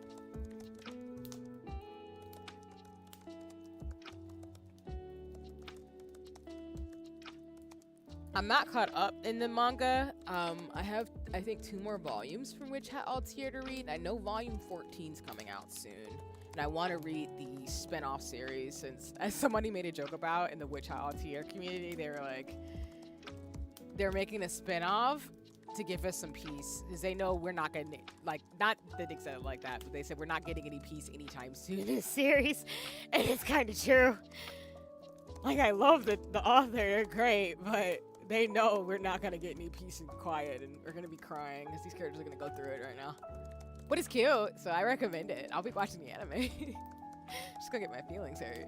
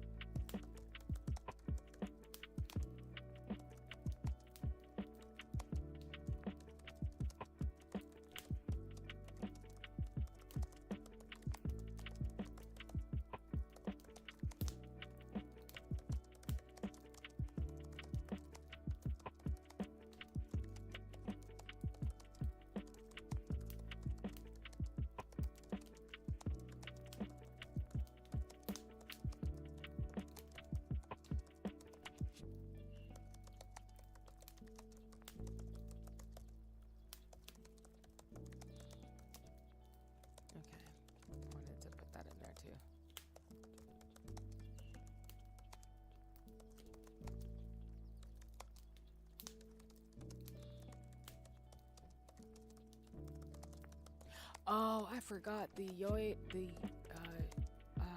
Ayogazawa thing for Uniqlo is next month. Shit. We forgot for 2 seconds. Oh.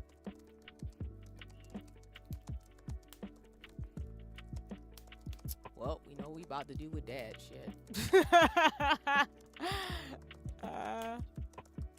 What's like Uniqlo clothes?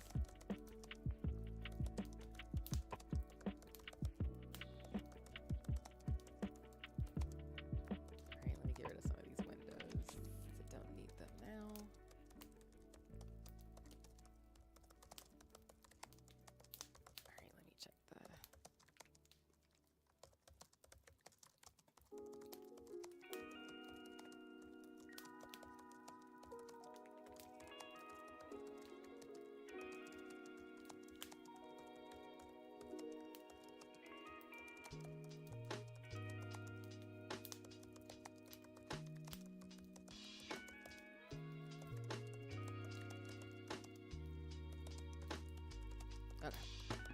I need to mark that on my calendar. I think I already did, but it's that Python thing. All right. And then I think I need to reset these again because I definitely missed these deadlines I set for myself.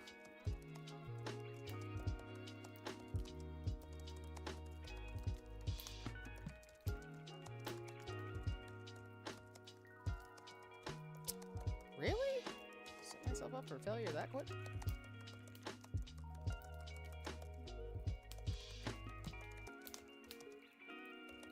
Maybe I did.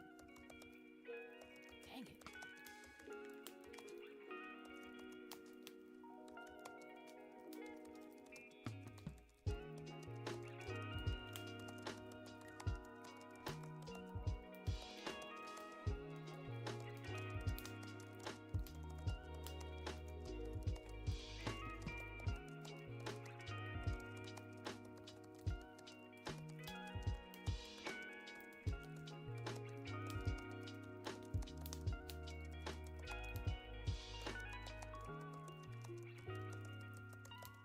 Okay. Actually works better. I should have done that before. Actually. Let's do Tuesday, actually.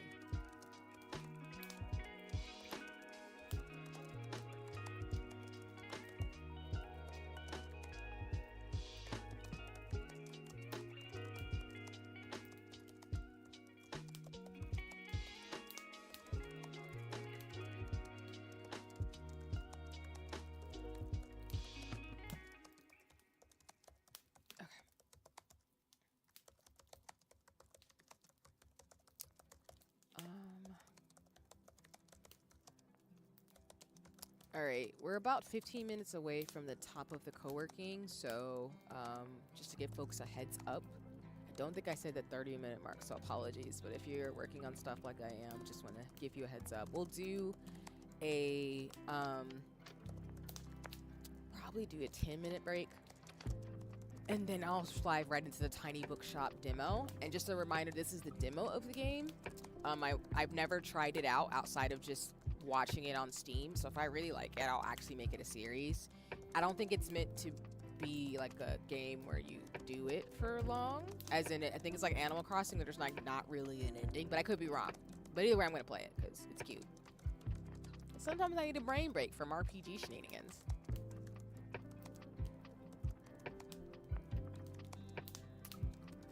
Okay. I'm gonna have to remind myself to send those text messages today. Okay.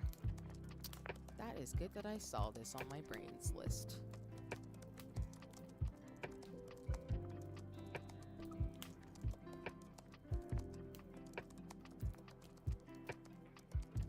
Okay, let's see.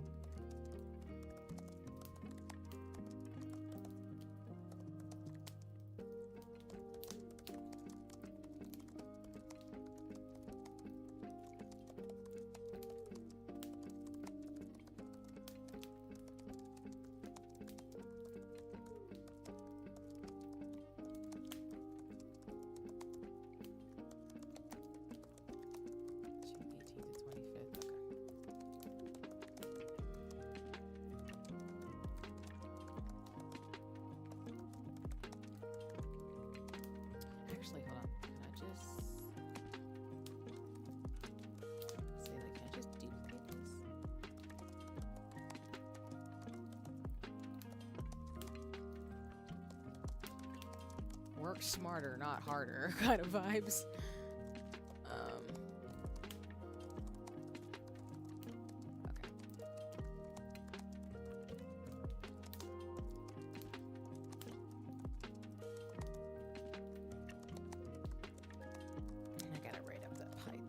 I might do that on the next stream. Just start writing my notes for that I needed to do for a minute.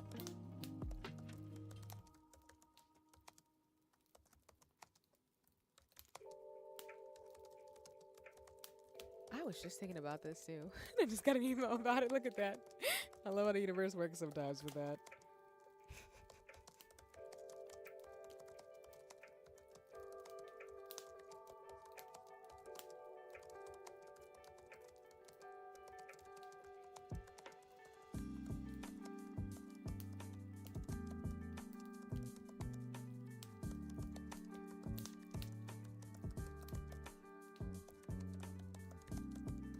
That way I can backwards plan, because this, I got a deadline due on July 1st.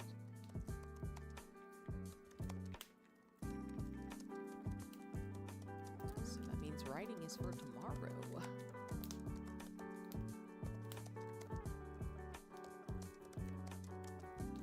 Which means would be the perfect time to buy those things to make my laptop icons cute. Let's go, me. Or maybe not buy, but just fix. Yeah.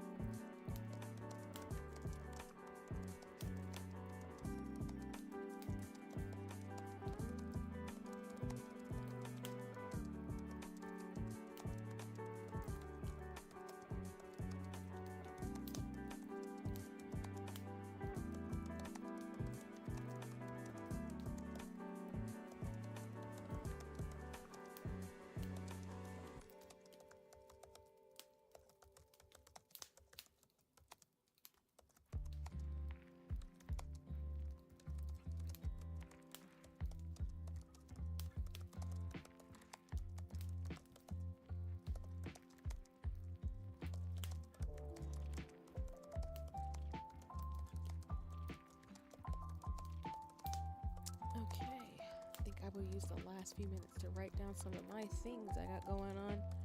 And then, like I said, I will post the pages that I've been working on these last few streams this weekend. So thank you for your patience on that, y'all. I did say I would share and not do that. So that's my bad.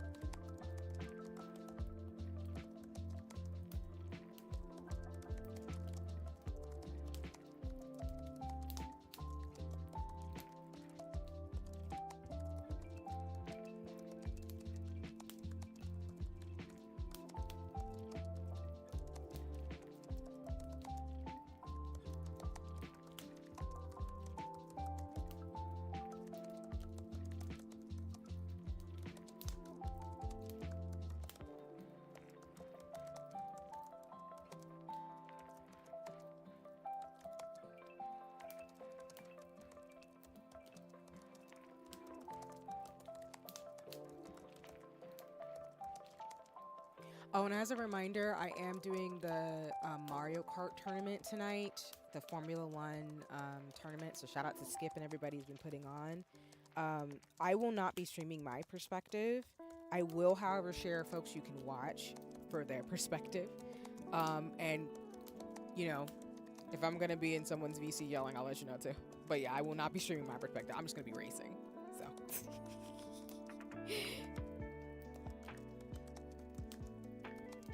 Well, we'll see. Just pay attention to my socials. I'll figure it out. But either way, I'm racing tonight. So if you want to watch me do some Mario Kart 8 fun Formula One type of shenanigans, I will share. So that's why I forgot. As I was writing, I was like, I should probably like fix this.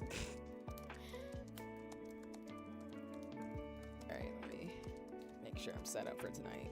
Actually.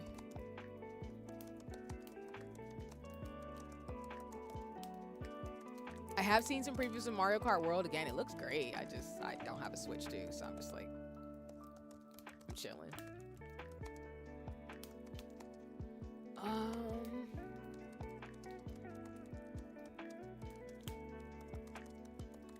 You know what? I really don't care how this works, so we're just gonna do straight down.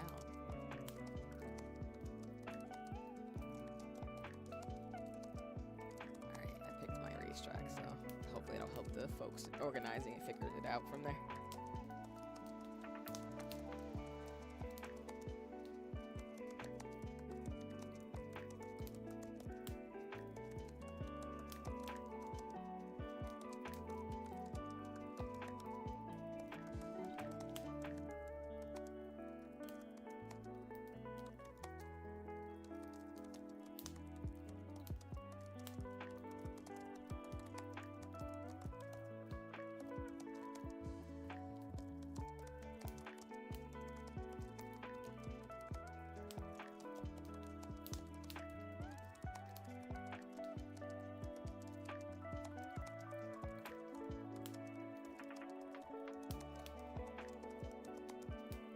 Oh no, Discord's doing that thing where it's upsy daisy. There we go. I was like, that doesn't look what that's supposed to be.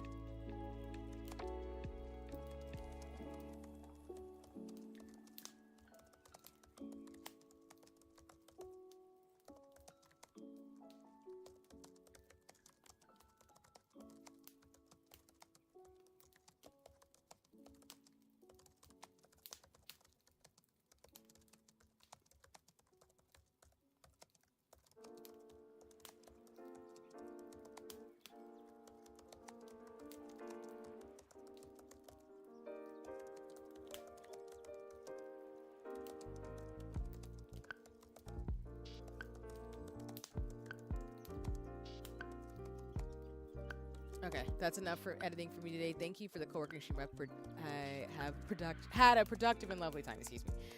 No worries, T said. Thanks for hanging out and such too. Yeah, or right on time in terms of finishing. So, again, for those of you who joined in on the shenanigans, thank you so much for joining in. I hope you enjoyed me chatting about stationery, gaming, people being weird sometimes, and other things as always. We'll probably have another co-working session probably sometime next week. I'm thinking later in the week. I think Thursday, Fridays are usually pretty good for me right now, but I'll let y'all know in terms of things, and then we'll usually do a game after. So, yeah, like I said, thank you so much, T-Set and folks who joined me during this stream. If you'd like to stay to watch Tiny Bookshop, you can, but if you need to scamper, of course, because you got some other things you got to do, don't worry about it. Whether you're here for a minute or here for the whole time, I appreciate you no matter what. So, yeah. And I got some notes I can take and some things I have on my list today to do. And I got to look into some of the books I'm going to probably get and stuff too. So we'll do more. And like I said, I'll try to get myself a little bit more where I can show y'all me typing and stuff if I'm not on my in my books, my Hobonichi. And of course, Emmerich and Tutu will be saying hi.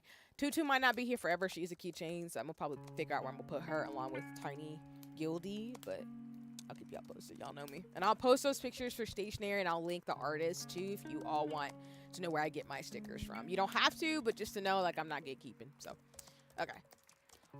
Let me go to the chatting screen really quick so I can turn off Spirit City Lo-Fi. Turn off the camera. Just gonna go silent now in terms of things. Okay, let me turn the camera off. Slide stuff over, and then I will get Tiny Bookshop going. And then we'll probably play Tiny Bookshop for an hour. In terms of things. So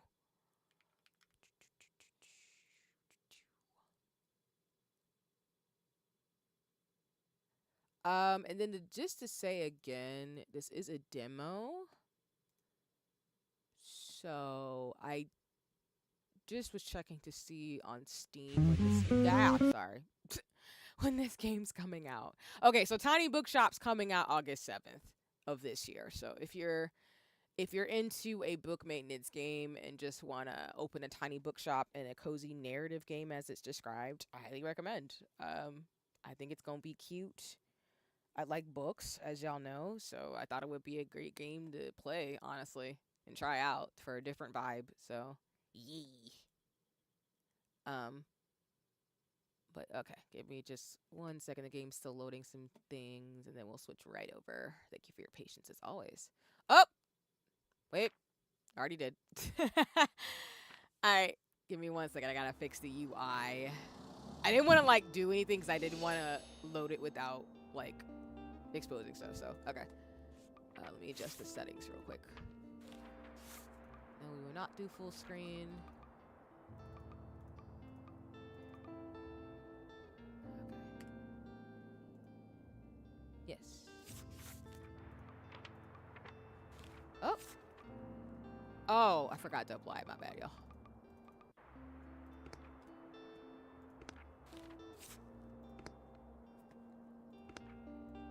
Okay. Let me for the gaming screen real quick. I know the music just went out for a second. I just need to switch it over on Steam. All right, there we go. You want to pop up for me? All right. I think we're Gucci. But just give me 1 second. Okay. You all should see the game. I'm on the display. I've just fixed. I guess you can use keyboard and mouse or controller, but I'm just gonna use keyboard and mouse for today. So I just want to like free roam it and just see how this game will feel. So apologies, I keep like turning off and off the sound. So I'm just trying to adjust my screen a little bit. All right, I think we're good. You should be able to hear the game. Whoops, hold on. All right, you should be able to hear the game. Sorry if it goes in and out because I keep switching windows. I'm just trying to fix my display for you all watching me. A little bit. I still don't love where my captions are, so that is going to get fixed probably by my anniversary stream. I have some things that are going to happen by August, so just know these little nuances will be fixed by then. Or at least that's my goal. So, all right, so you should be able to hear the game and see it. I did adjust a little bit on my computer. I'm currently doing keyboard and mouse for this game, and I'm just going to keep it going.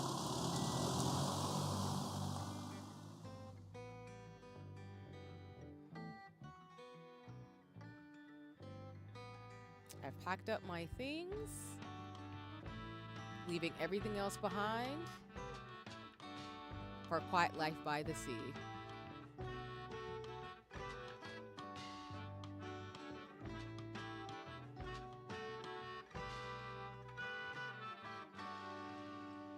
All right, I'm already loving the vibes already.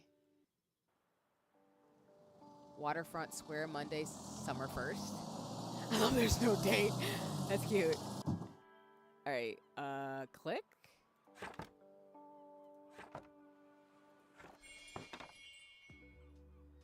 Oh, that's so cute. Okay, they just throw you in. All right, so it looks like we have 3 books in crime, I guess mystery, drama, we got 3 books, got 10 fact books, fantasy, classic, kids, and travel. And I guess the chance means the scales with the number of stocked books. Oh, so I guess in comparison to all these books, so if you add them all up, this is the chances you'll make a sale based off it, I guess. Okay, cool. Sup, hello.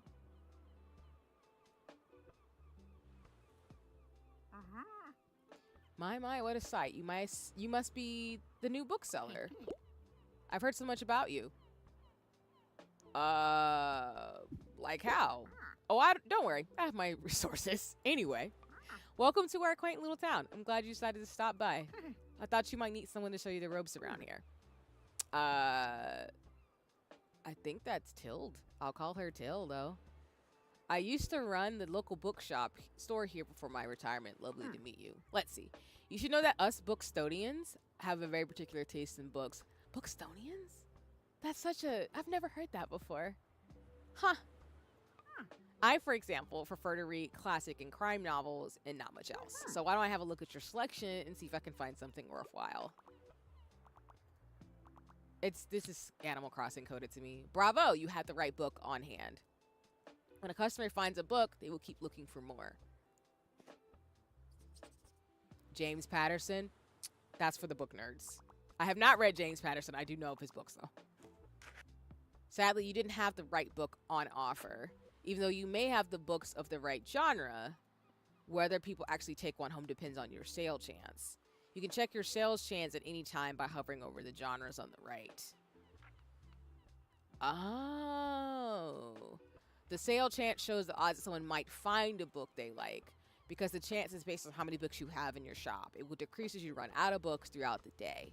Managing to sell the last book of a genre is the mark of a great bookseller.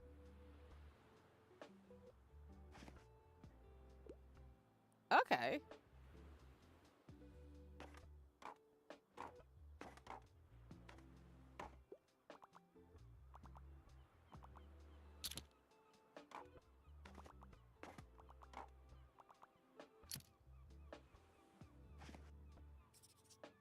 Cook Korean. I can't believe it. I think there's a book. There's like a Korean cookbook of vegan recipes I saw too.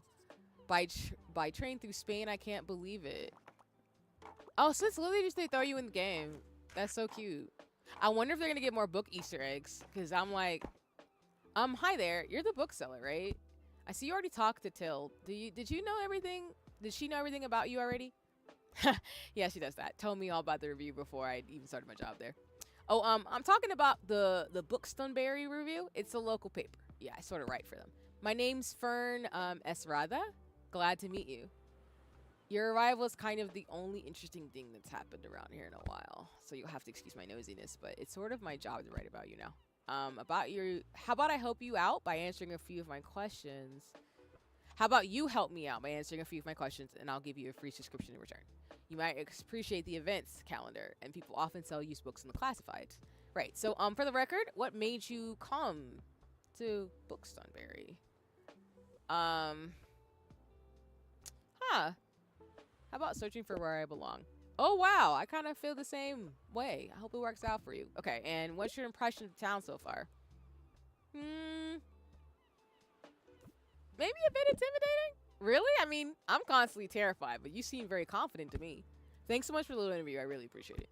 I promise you'll have the first copy of the review by tomorrow morning. I'll have a look at your little selection now if you don't mind. See you around. I don't know. Let's see what's going on here.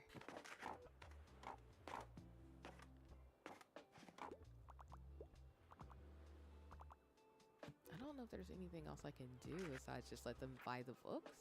Just earn money. You know, it's sunny. Just sunny today. Okay.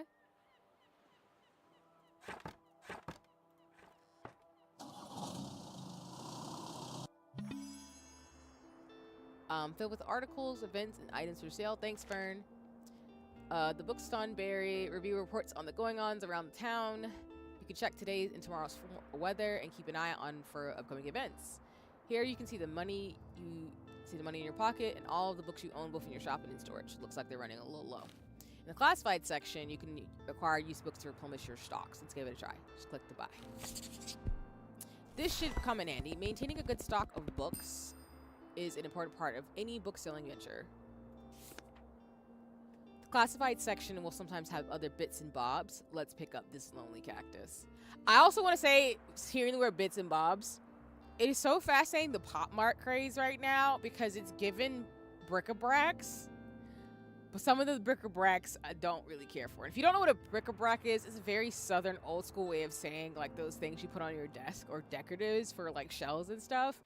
And that's technically what Tutu, the little bunny like keychain I have, she's technically in that category.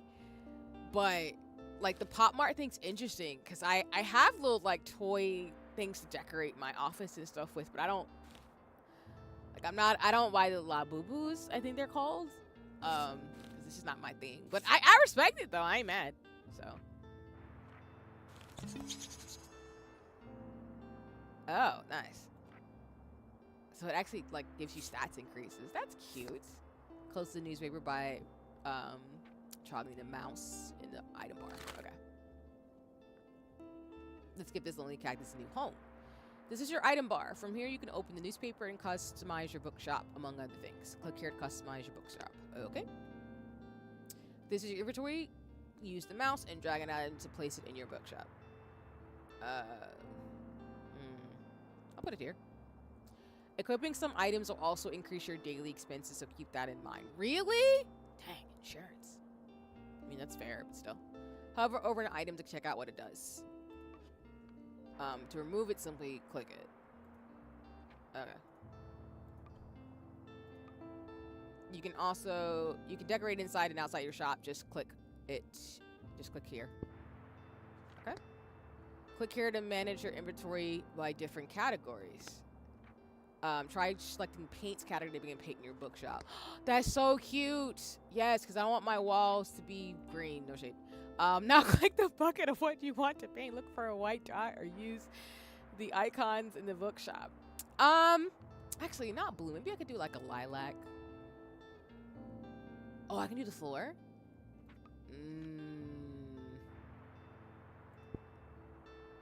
Which satisfies the inner circuits button to save and return. Okay. I'm not ready though. A sign that says books while equipped. I get a folding table and a guest book. Oh, guest books are so cute. This game is so adorable. Why did I miss this? Hello? No. Hello, pink. What's happening? Okay, well, let me see. Do I want to do... I'm doing too much. Can I customize it? What's this do? Oh! It's your bookshop. Okay, got it. Okay. They just told me the UI and I'm already messed it up. Shelves? Okay. I just clicked that, my bad. Okay. Table. Oh, this is so cute. Oh my word. I love cute shit like this. I'm gonna put that inside actually. Okay, let's see. Where did it go? It's in there, I think. Yes. Maybe?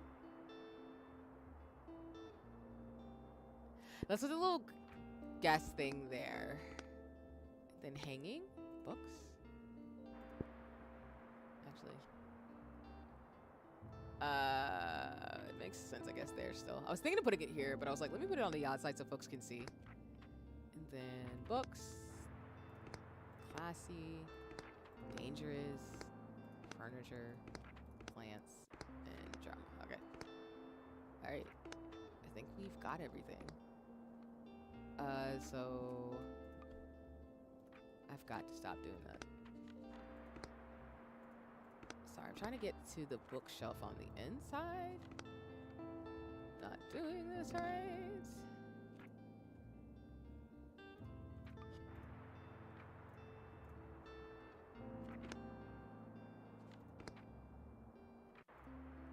Oh, can I paint my roof? Don't blame me.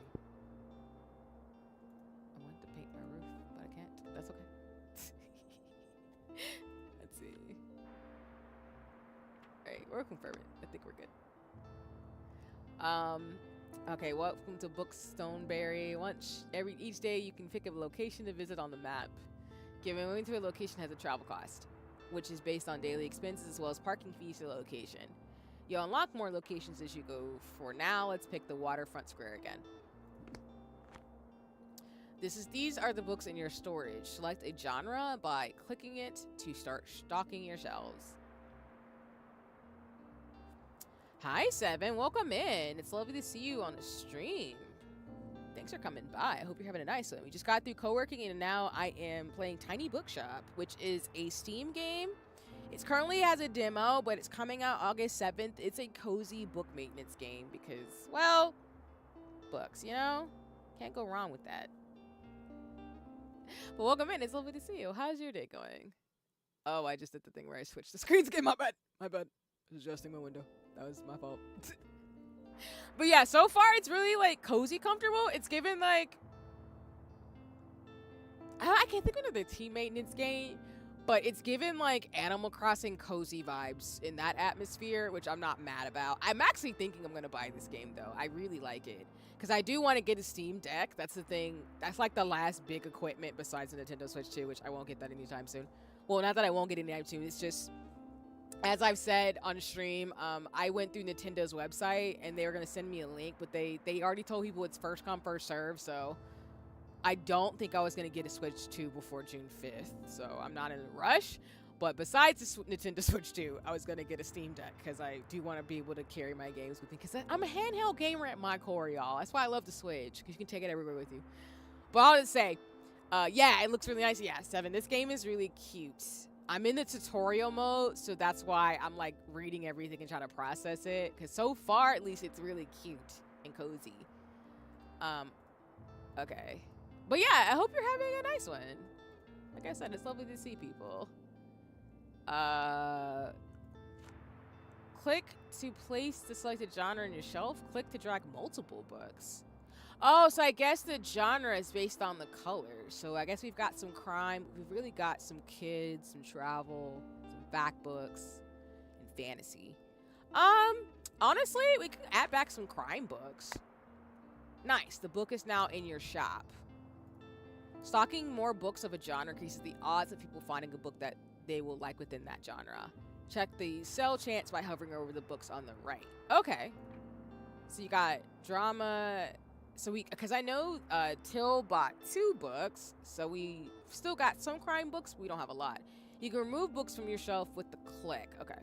So I'm going to like take away books. Oh. Wait.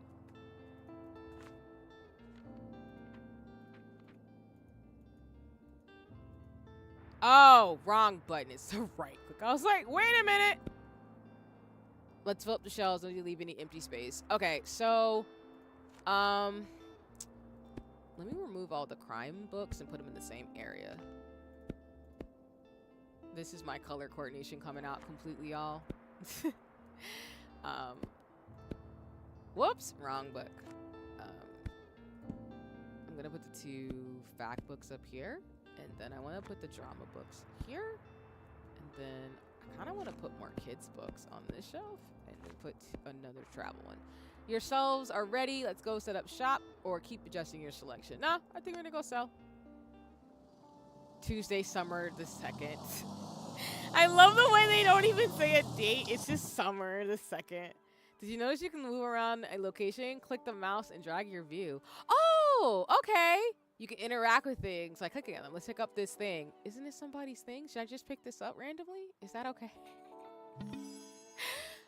All right.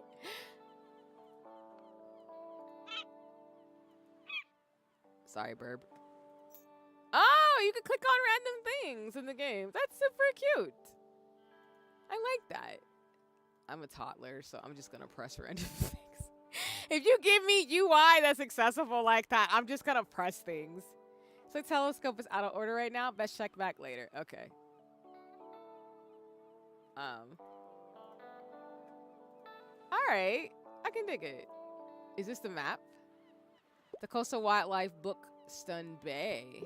Most of the board is taken up with illustrations of marine animals native to the local bay.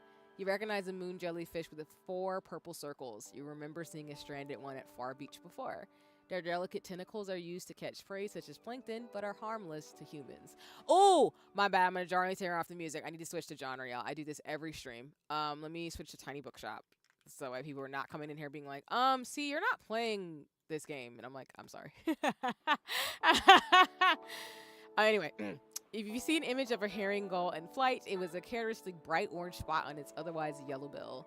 These scavengers, not savages, my bad.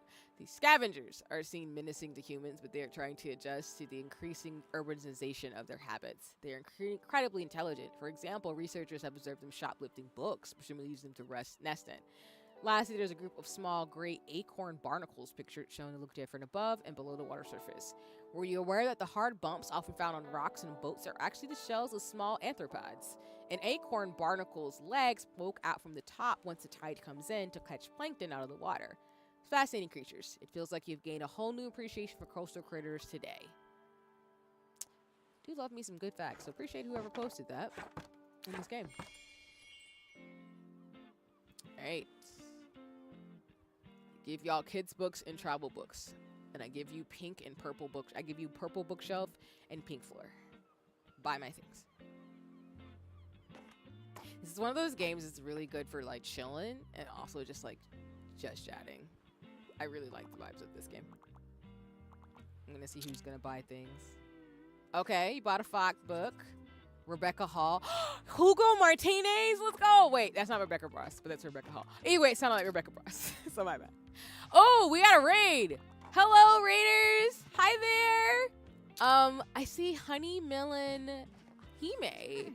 I like your name. Hello, welcome in, raiders. I hope you're having a nice one. My name is C or C7. I'm your friendly neighborhood artsy scientist. Or, no, not or. I'm your friendly artsy scientist on Twitch and YouTube, and that's not a joke. I actually am a VTuber who just happens to be a scientist in real life who streams for fun and nerdiness. I'm currently playing Tiny Bookshop, but I also play games like Final Fantasy XIV, Sea of Stars, RPGs, and cozy games like Tiny Bookshop and everything else. So I just got through doing a co-working session, which I also do that too with stationery and lace bobbin and such. But I'm just a streamer who just likes to do nerdy things, talks about art, fashion, and science and stuff too. So thank you for the raid. Welcome in, everybody. Honey, you'll have to tell me what you played, as well as, any fun things that happened in stream for you today. And as always, again, for folks who was riding the raid and stuff, thank you so much for joining me. I'm currently streaming on both Twitch and YouTube. But yeah, so hi, I was just doing a co-working stream and we love cozy games, so I thought I'd pop in. Your avatar is lovely. Thank you. I really appreciate that. I'm in my dream dress core outfit. I have multiple outfits as a VTuber / streamer. I'm in my 2D character cutout form because when I do my hand cam and when I stream, like stationary or typing or lace bobbin. I need to switch so I don't like burn my computer out. But thank you for bringing your community here. I really appreciate that. And of course, as always, for anybody who rates in, you're welcome to stay and hang out, of course, in terms of things. And thank you for the follow, of course. But if you need to raid and run, I completely understand. I do believe in self-care and really just taking care of health and well-being in general as a scientist, especially a social scientist. So if you need to raid and run, totally understand. And thank you so much for coming through. But if you'd like to join in and stay with your community, would love to have you as I play a Tiny Bookshop. So... But thank you for, again, the raid and the follows. And Vanitas-kun, by the way, I love your name. I don't know if you're a Kingdom Hearts fan, but I immediately thought of Vanitas from Kingdom Hearts because I'm a Kingdom Hearts person, too. I played too many Square Enix games not to. So, I've been currently gabbing about Tactics because the remake got dropped. But, you know, I do love Kingdom Hearts, even though I feel like I'm a clown show who just, you know, expects it. We were doing miscellaneous chores with Lo-Fi City Spirit Sessions. I'm going to grab a snack now, but I'll be lurking. No worries. Thank you for the warm. Yeah, welcome in. Again, I really appreciate you for the follow as well as for bringing your community here and stuff, too. And I'm glad you're able to do some chores and co-work and do some things. And, yes, all the snackage is all well. My commands are currently off in terms of shout-outs and everything, too, so I apologize for folks coming in for the first time, like yourself. Yeah, I'm lurker friendly, so as I tell people all the time on my streams, you're welcome to chat and, you know, tell me your thoughts and hang out here. But if you just want to lurk and hang out too for the vibes, totally cool with that too. I did have a lurk command where folks could just say they're lurking and just hang out and not say anything if they just don't have the energy and just don't want to talk. So, but yeah. Also, oh my god, though, I love stationery. I will keep an eye out for those streams too. Yeah. I'm on Blue Sky and Twitter. I'm actually gonna post some of my I'm gonna post some of my stationery pages because I use Hobonichi and washi tape and stuff, and some of my favorite shops to buy stickers from. But I appreciate a fellow stationery connoisseur because I just got through talking about stationery and books too, because I'm reading a lot as well. Actually, someone mentioned that before, Kingdom Hearts, and sadly, I had to say it's not from that. It's from... Oh, Vanitas? Are you talking about the anime with the vampires in it? Because if you're talking about that, then you should have good taste to me. I like that show. Because the Vanitas is made by the same person who make Pandora Hearts. And I'm familiar with that series, too. I need to finish it, but, I mean, I like a good vampire story, so... I appreciate your username regardless, too. And, yeah, like I said, folks who are here, feel free to hang out, chill, do things. And if you got a raid and run, thank you so much. Have a nice morning, afternoon, evening, wherever you are in the world. So, yeah. And if you do say, please let me know what you would like to go by, as well as your pronouns. I do want to be respectful of folks, particularly because it is Pride Month. So, I do want to be thoughtful of folks' identities and who they are in their community. So, yeah. And I've actually played Tiny Bookshop before. It's a nice and cozy game. Yes, it's a vampire anime. I really love vampires. Nice. That's dope. Okay. Yeah, this is my first time playing Tiny Bookshop. I've been eyeing it for a while now because I love Wholesome Direct and Wholesome Games. So I wanted to just try it out finally because I wanted to. It's been a minute and everything. And I'm really enjoying it. I'm just now getting started in the game too. And I'm probably from just a few minutes, like for the time I've been playing it for today's stream after co-working for a bit, I'm pretty sure I'm probably going to end up buying the game. Because I'm going to be in my bed with it on my Steam Deck having fun. But it's cool you like vampires. I respect it. I don't mind fantasy and some like horror adjacent because I like witches, fantasy, and witchcraft. Because I was talking about Witch Hat Altier earlier too. But I'm a big anime and manga person as well. I read a lot of stuff and watch a lot of things too. Currently, anime-wise, for example, I'm watching Windbreaker and To Be a Hero X. I do want to watch the Witch Hat Altier anime that's coming out in July. Yes, and a few other ones. So, yeah. All right, so Tilde is back. And we just went to the newspaper and we're having sales. And now she's talking to us again. So we're going to see what's going to happen. There you are. I wanted to commend you on how much you've been livening up the space. I'm sure you'll want to branch out to other places in town now. My friend Mary owns a very successful cafe in the town center.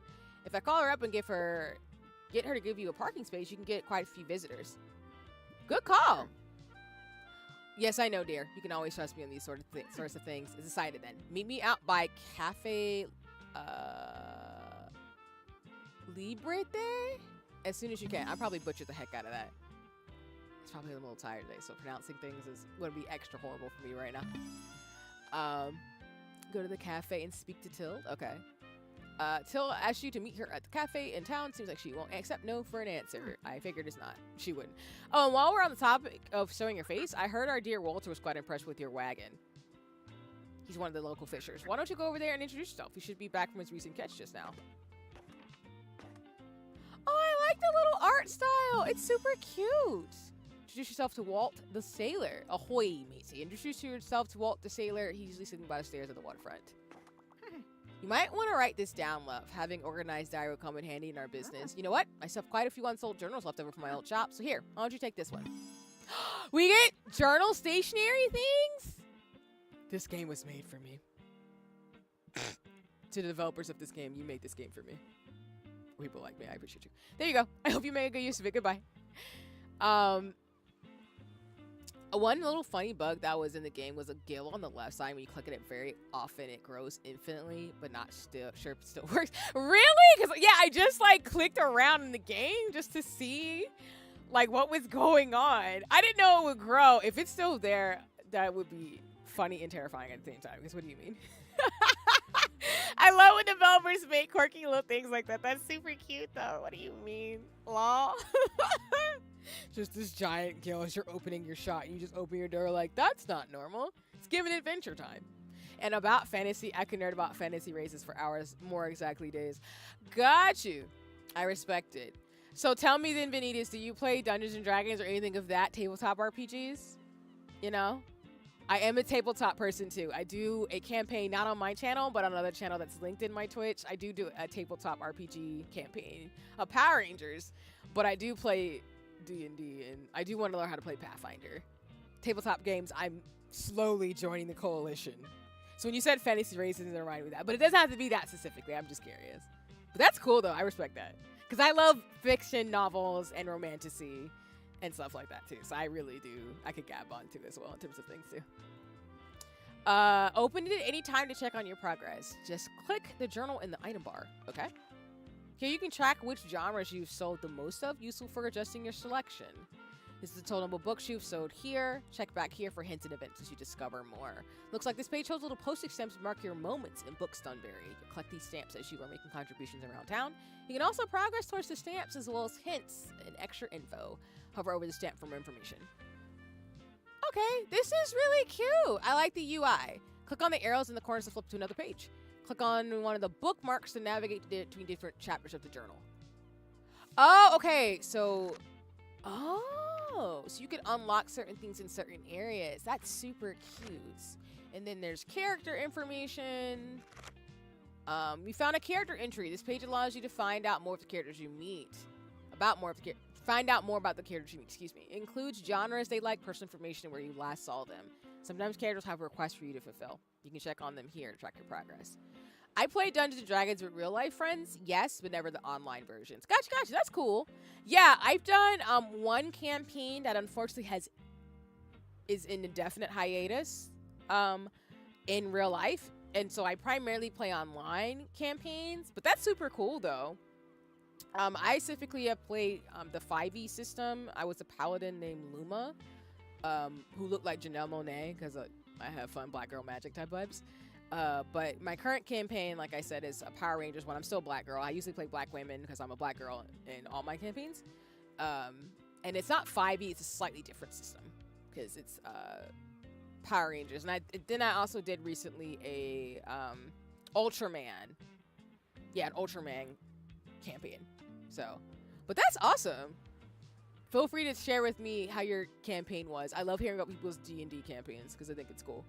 So I'm a nerd like that in terms of storytelling because people are just so creative when they make their campaigns and stuff in Dungeons & Dragons and tabletop games.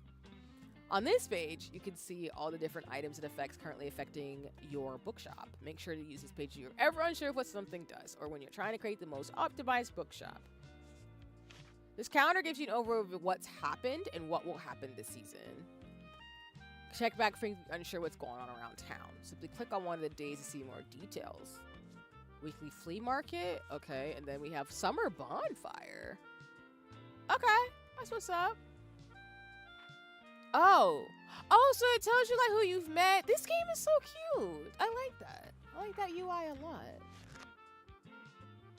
Okay. You can also buy books and items while out and about, but they will be put in storage where you can access them on the next day. I don't think I should spend 30 bucks on the books right now until I sold out more of the kids' ones, but that's just me. Okay. Alright, let's go talk to this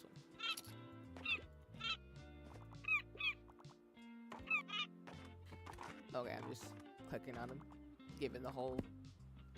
hey, what are you doing here? So I assumed you'd be at the beach like everyone else. Oh, I'm so sorry. I already forgot that you seem to fit in so easily.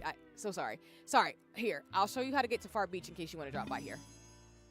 This spot is a popular destination for families in the summer. Get to know the beach by visiting it 3 times. I'm not really a beach person myself, but I'm sure the crowd there will need some of your reading material.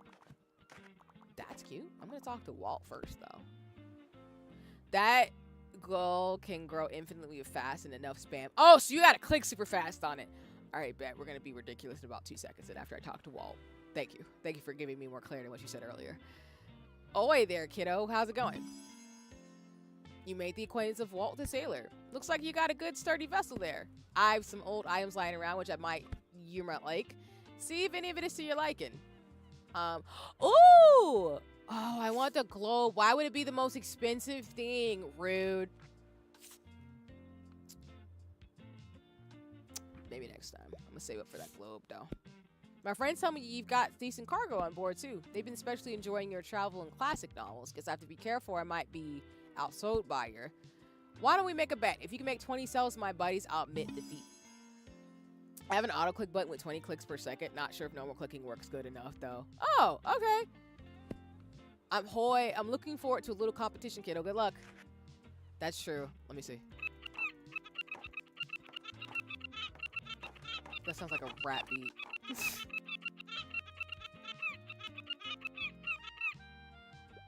Okay, I'm gonna stop torturing him. To your point, Benitez, it might be better to have to auto-click things. I feel like I'm just torturing this little part, trying to get it to grow, and it's just like, no. Leave me alone. I'm sorry, Burb. I'll leave you alone. Thank you for being here for my experiment. It could also be patched on us. I played the earliest demo before. Gotcha, no worries. That, again, would have been a cute feature to keep, because it would have been like, hey, look at this giant burb. This is the last customer of the day? Yep.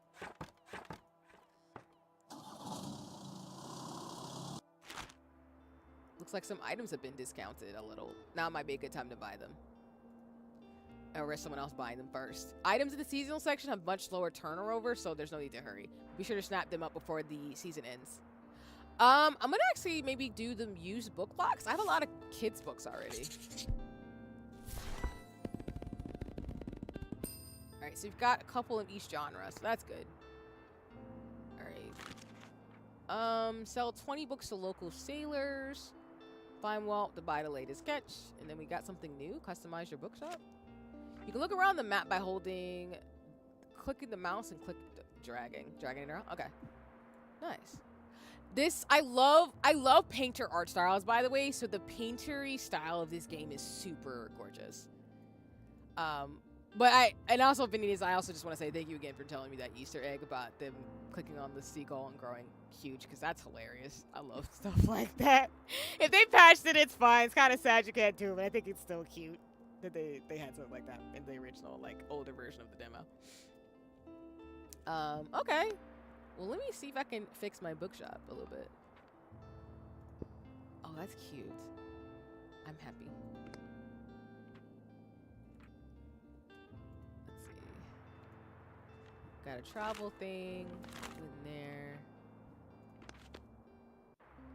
Oh, I need to see if I actually, like, save that. Oh, I did. Okay. Perfect.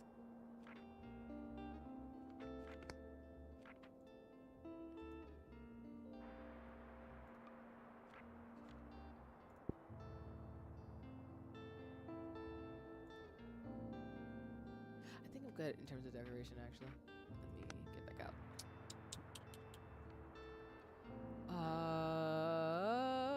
I'm gonna go to the cafe, actually. What have we sold out of? I'm pretty stocked up on books, honestly. I'm gonna put more travel on the bottom. I'm gonna move the fact book there, and then we're gonna put another crime one here. Yeah. And we're gonna go to the cafe.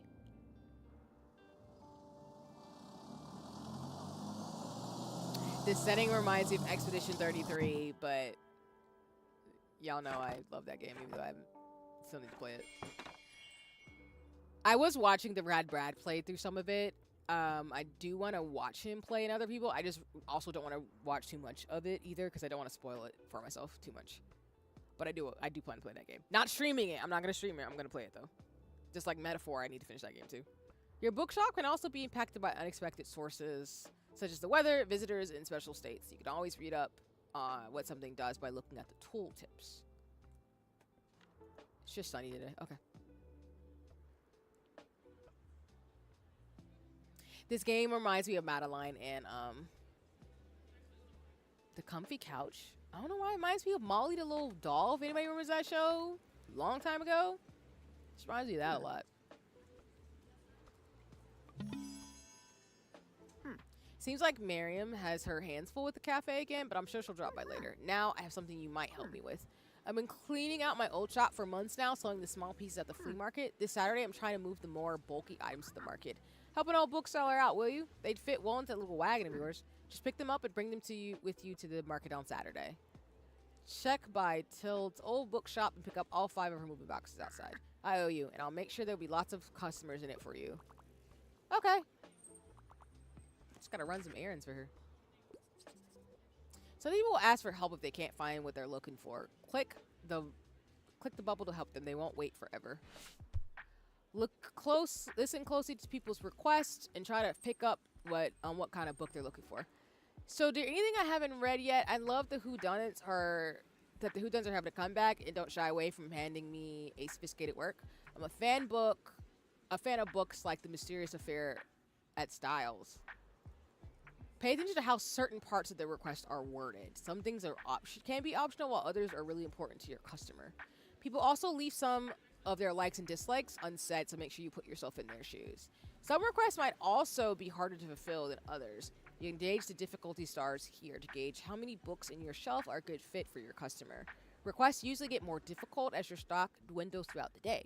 Now let's look for a book that might pique their interest. Click to inspect the book. Okay.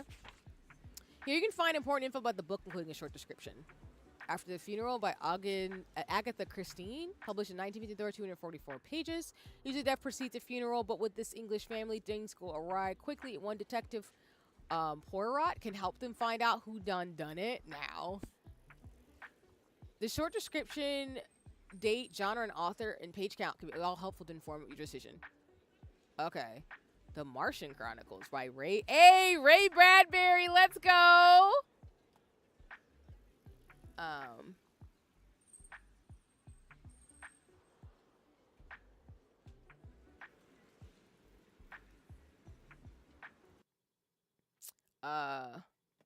Sorry, Twitch was doing something real quick. And our campaign is pretty weird and unconventional. Pretty much one mate of mine is currently a walking head because he lost all his body parts in a dungeon from a grand wizard that reached the 11th circle, and that he wanted to snatch the treasures without checking for traps or anything. Unconventional, but we have fun. Got you. So it's like a wizard character. So a wizard took his body, and he's walking around without his head up. Like, he's walking out without a body, so he's a head. And y'all are helping him in that dungeon? Okay. So, okay, wait, let me back up. A wizard / warlock took your friend's body, and so he's a walking head. Y'all are in a dungeon, and y'all are trying to get treasures without dying and getting trapped. That's interesting. That's an interesting campaign. Because he's a floating head. Like, how does that work? Wow.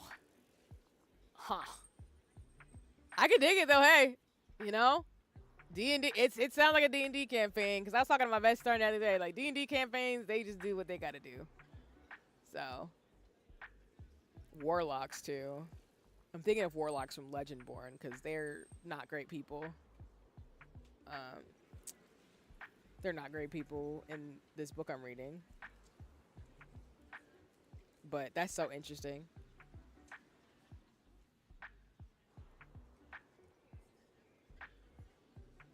archmages and grand wizards in terms of things, in terms of shenanigans.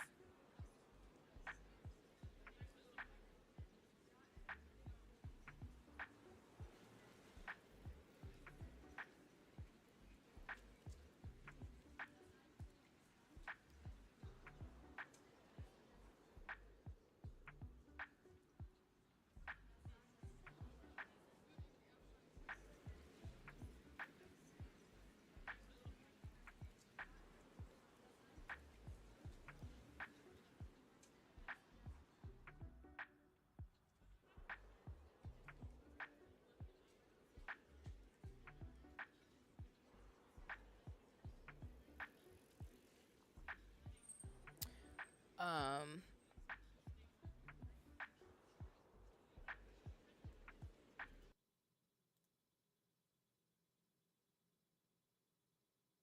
and sorry, hold on. I'm just trying to fix the thing. And just for my own comfort, because I know that word, it's not you, Vanitas, but since that word is associated with some very not great things, I'm gonna call it um the Archmage, if that's okay. Um, just because I know that connotation that of that word is associated with some very nasty things in life. So it's not you. I'm just gonna call it Archmage. Sorry, I'm trying to fix my thing. We went to that dungeon. The dungeons is from an archmage that died, and there was a vault room with an ancient scroll, but that scroll had magic seals on it. Then he became a head that is life without body parts. Oh, so it's almost like Lollipop Chainsaw. Um, that's interesting. I hope y'all can get the treasures and get up out of there, and also get that person's body back. And also, just for context, this has nothing to do with Vanitas, but the reason why I'm calling it an Archduke is that in Dungeons and Dragons there are like super powerful wizard and warlock characters. The reason why I'm not using the word yeah, no, you're fine. No worries. You wouldn't have known this either, Vanitas, so that's why it's not you. I'm just calling it out in terms of the word itself because I know it's called that in D&D. But in English, I'm not an native English speaker, so maybe that's why I don't know. Yeah, in English, unfortunately, the word Grand Wizard is associated with white supremacists or KKK folks. So I think that's why people refer to it as Archduke. I think it is Archmage. Sorry, Archmage. But I know what you mean. You're not being nefarious at all, so you're fine. I see why Twitch is flagging it as a word because I'm trying to get your descriptor, but I think it's flagging it because of the association of Grand Wizard with the Ku Klux Klan, which is white supremacists or Nazis. So you're fine. You didn't know. Do not worry about it. You're okay. If anything, I am fascinated by y'all having a character who literally is only alive because of magic sales. Oh, never heard of that before. Sorry. As I said, I'm not native, but good to know. Yeah. So I'm letting you know too that for the what you're saying as the Archmage, it's called Archmage. I'll drop it in the chat. Yeah, that's what it's referred to, just to avoid that connotation. And if anybody who got triggered by that, I apologize too, because I just wanted to mention it. But I'm what you're saying to me, I get, because I get D&D, but I get why Twitch is flagging it, because we don't do Nazis here. So we don't do fascists, we don't do racists, homophobes, and stuff like that. So, but you're fine. If anything, how many magic stills does it take for someone to be alive, Vanitas? You gotta tell me. Like, I'm so serious, because I'm sitting here imagining playing a campaign where someone's a fucking floating head. They're a floating head, and they're just trying to, like... That's intriguing. I've never had that happen in the campaign. I've had, like, campaign mates, like, jump out of buildings on fire, or... as I'm traumatized from my current campaign, like giant bugs try to kill me. But the fact that he has like magic skills to keep alive to help y'all find treasure, that's dope. But yeah, don't you're fine, Vanitas. You're totally fine. I think I flagged it because, like I said, Twitch had flagged the word, and I was like, it's a wizard, right? But like, oh, that's Nazis. Got it. So apologies, y'all. Just, I want to put that out there. So I will be calling it an Archmage just because of the flag. But yeah. But yes, how many seals? I just need to know if we need this for research reasons as I pick out this book for this person here in the shop. Because, yeah. And also I said Ray Bradbury because I've read Fahrenheit 451. I love that book. This classic sci-fi short story chronicles the exploration of settlement in Mars by the U.S. in far and distant future of 2030. Bradbury explores militarism, genocide, oppression, and censorship from his post-war perspective. Is this a real book? I'm feeling these are real books too, but maybe I'm wrong. I'm looking it up. Oh, these are real books! That's so cute! These are real book titles. I've never read this one by Ray Bradbury, though. So interesting. Once you found a match, try recommending to them. Okay. Crime? Okay, let me read the crime books. The Telltale Heart. You killed someone, now the investigators here. Surely they must hear it. How will Poe's delightful chilling story start? Edgar Allan Poe and Gillian Flynn. Okay, so you like The Mysterious Affair of Styles? Huh. What book? You know, I feel like Gone Girl might be good. Find the blossoming relationship Nick and Amy. We flash forward to their 5th wedding anniversary where Amy has suddenly disappeared. How does Nick become a man capable of killing his wife? I'm gonna do Gone Girl.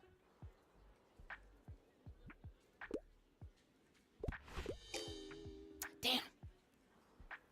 Well, I tried. Kara, looks like you did not manage to find something for this person. Are you sure? Not a whodunit in the classical sense, is it? Damn. For now, they're done shopping with, but they'll come back another time. Okay. Well, we flopped. It's okay, though.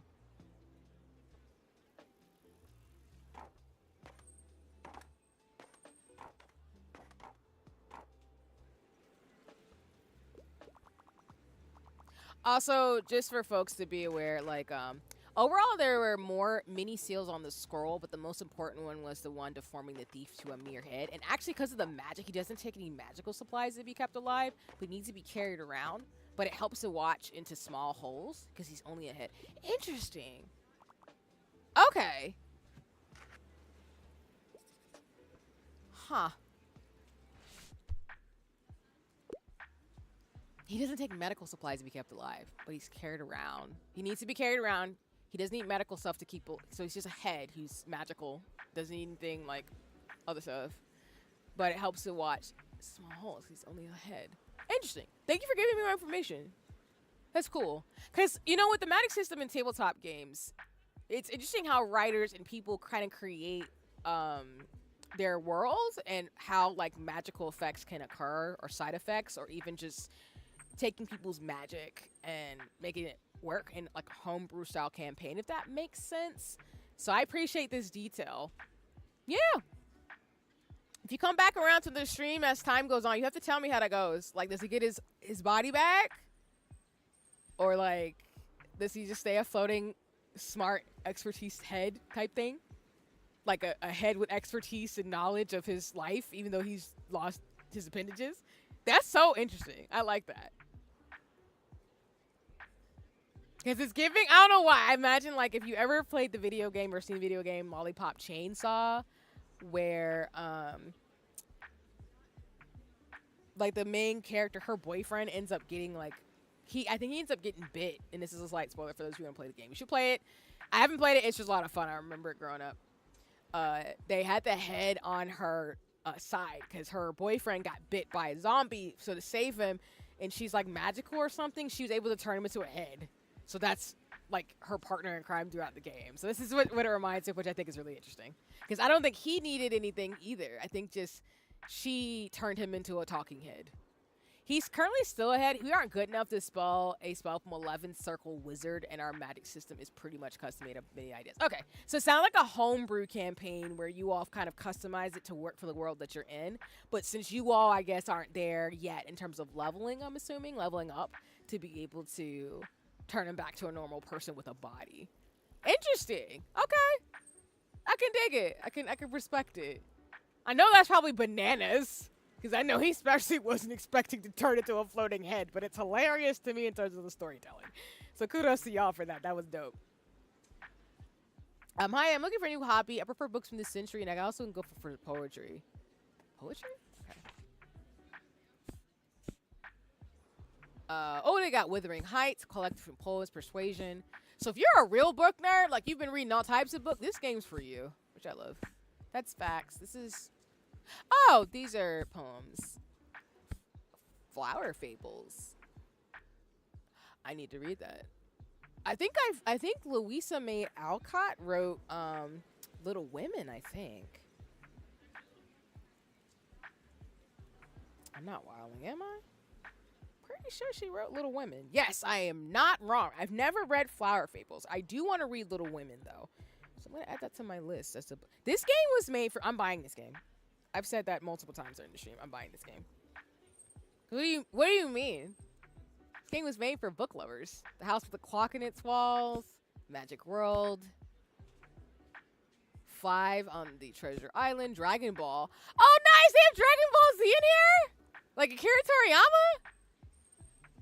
It's completely homemade. We made it ourselves. Oh, okay, okay. My bad. Apologies.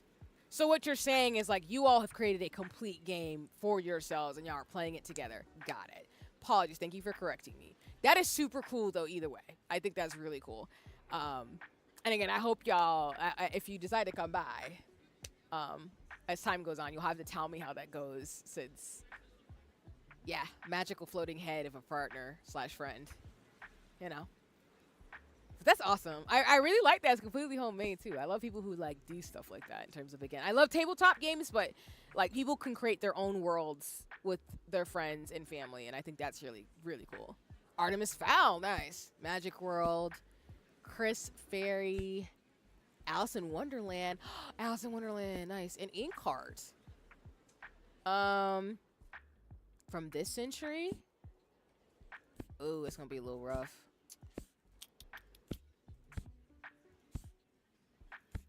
I'm gonna probably get this one wrong. We gonna do Inkheart?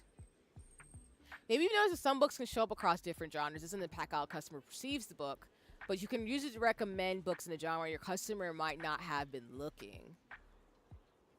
I'm gonna do Inkheart.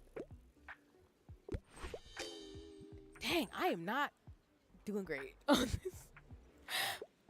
Really, I don't feel very inspired. I should maybe give her Alice in Wonderland too. Shoot! I will do better.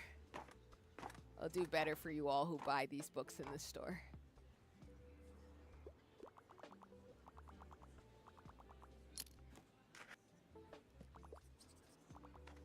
I'm gonna help another person out attempting.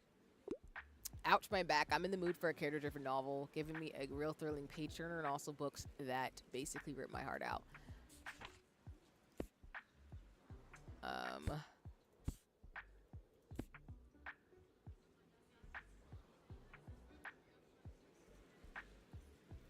How about a memoir? This one?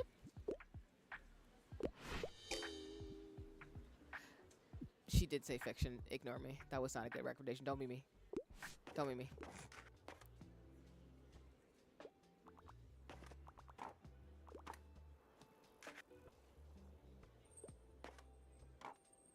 And then we probably will wrap up stream in the next 30 minutes. I do have something that I have to do around 4-ish that I need to attend to, so I can't stay too much longer after that.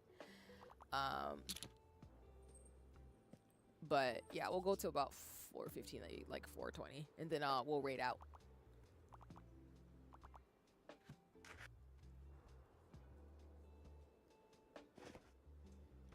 I can surely tell you, it takes immense amounts of time when it's all homemade. Our sessions, when we just discuss to find a solution that everyone takes days. No, I can imagine. Because, like, tabletop games like D&D and other ones, they themselves are, like, they take a long time anyway, even just within their system. But, so the fact that y'all created your own, like, game, like, it's completely homemade, I can imagine it takes a long, long time to figure out, like, how to progress, keep the story going, how the characters interacting, all types of stuff, which is really, really cool and really creative. So kudos to y'all for that. That's super awesome. Like, I love stuff like that, sincerely and truly. Because to be able to create that world, it's a lot. Oh, that's it! Oh, okay. We finished the demo. I forgot, y'all, this was a demo. Demos don't have a lot to them. My bad. We finished the demo. We hope you enjoyed your stay in Bookstonberry. You can support us by wish listing on stream and joining our Discord. See you there. Well, I lied. I forgot, y'all. I thought the game had an hour, but it's a demo. My bad. That's on me. I guess we're gonna wrap up stream here though, because that's all I had planned today was Tiny Bookshop.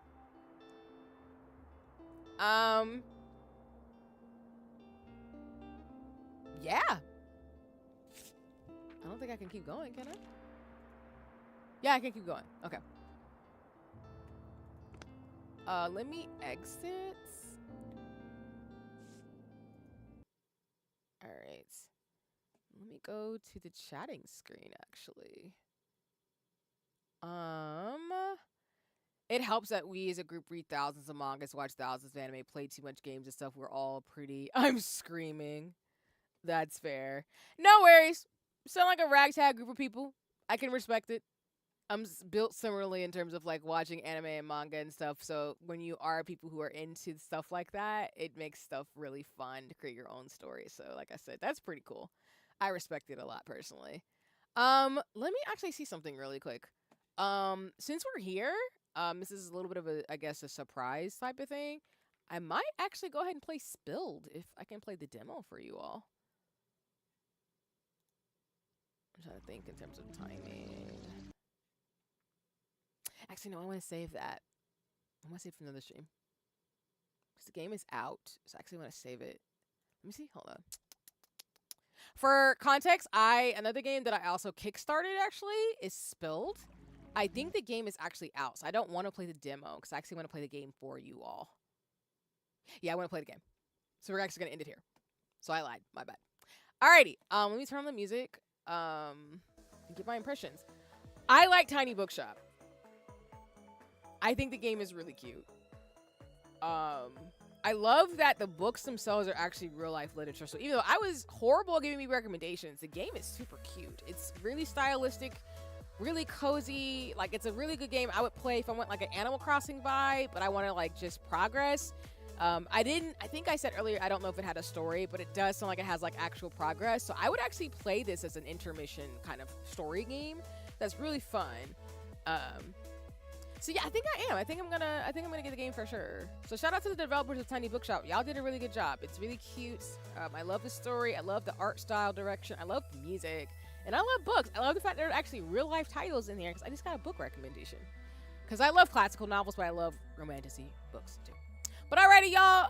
I'm thinking I'm gonna wrap it up here because, like I said, I got something I got to do at 4 since we ended the demo. I was thinking of playing Spilt, but I'm gonna save it because I actually want to play the game for you all to give it its own stream because it deserves that.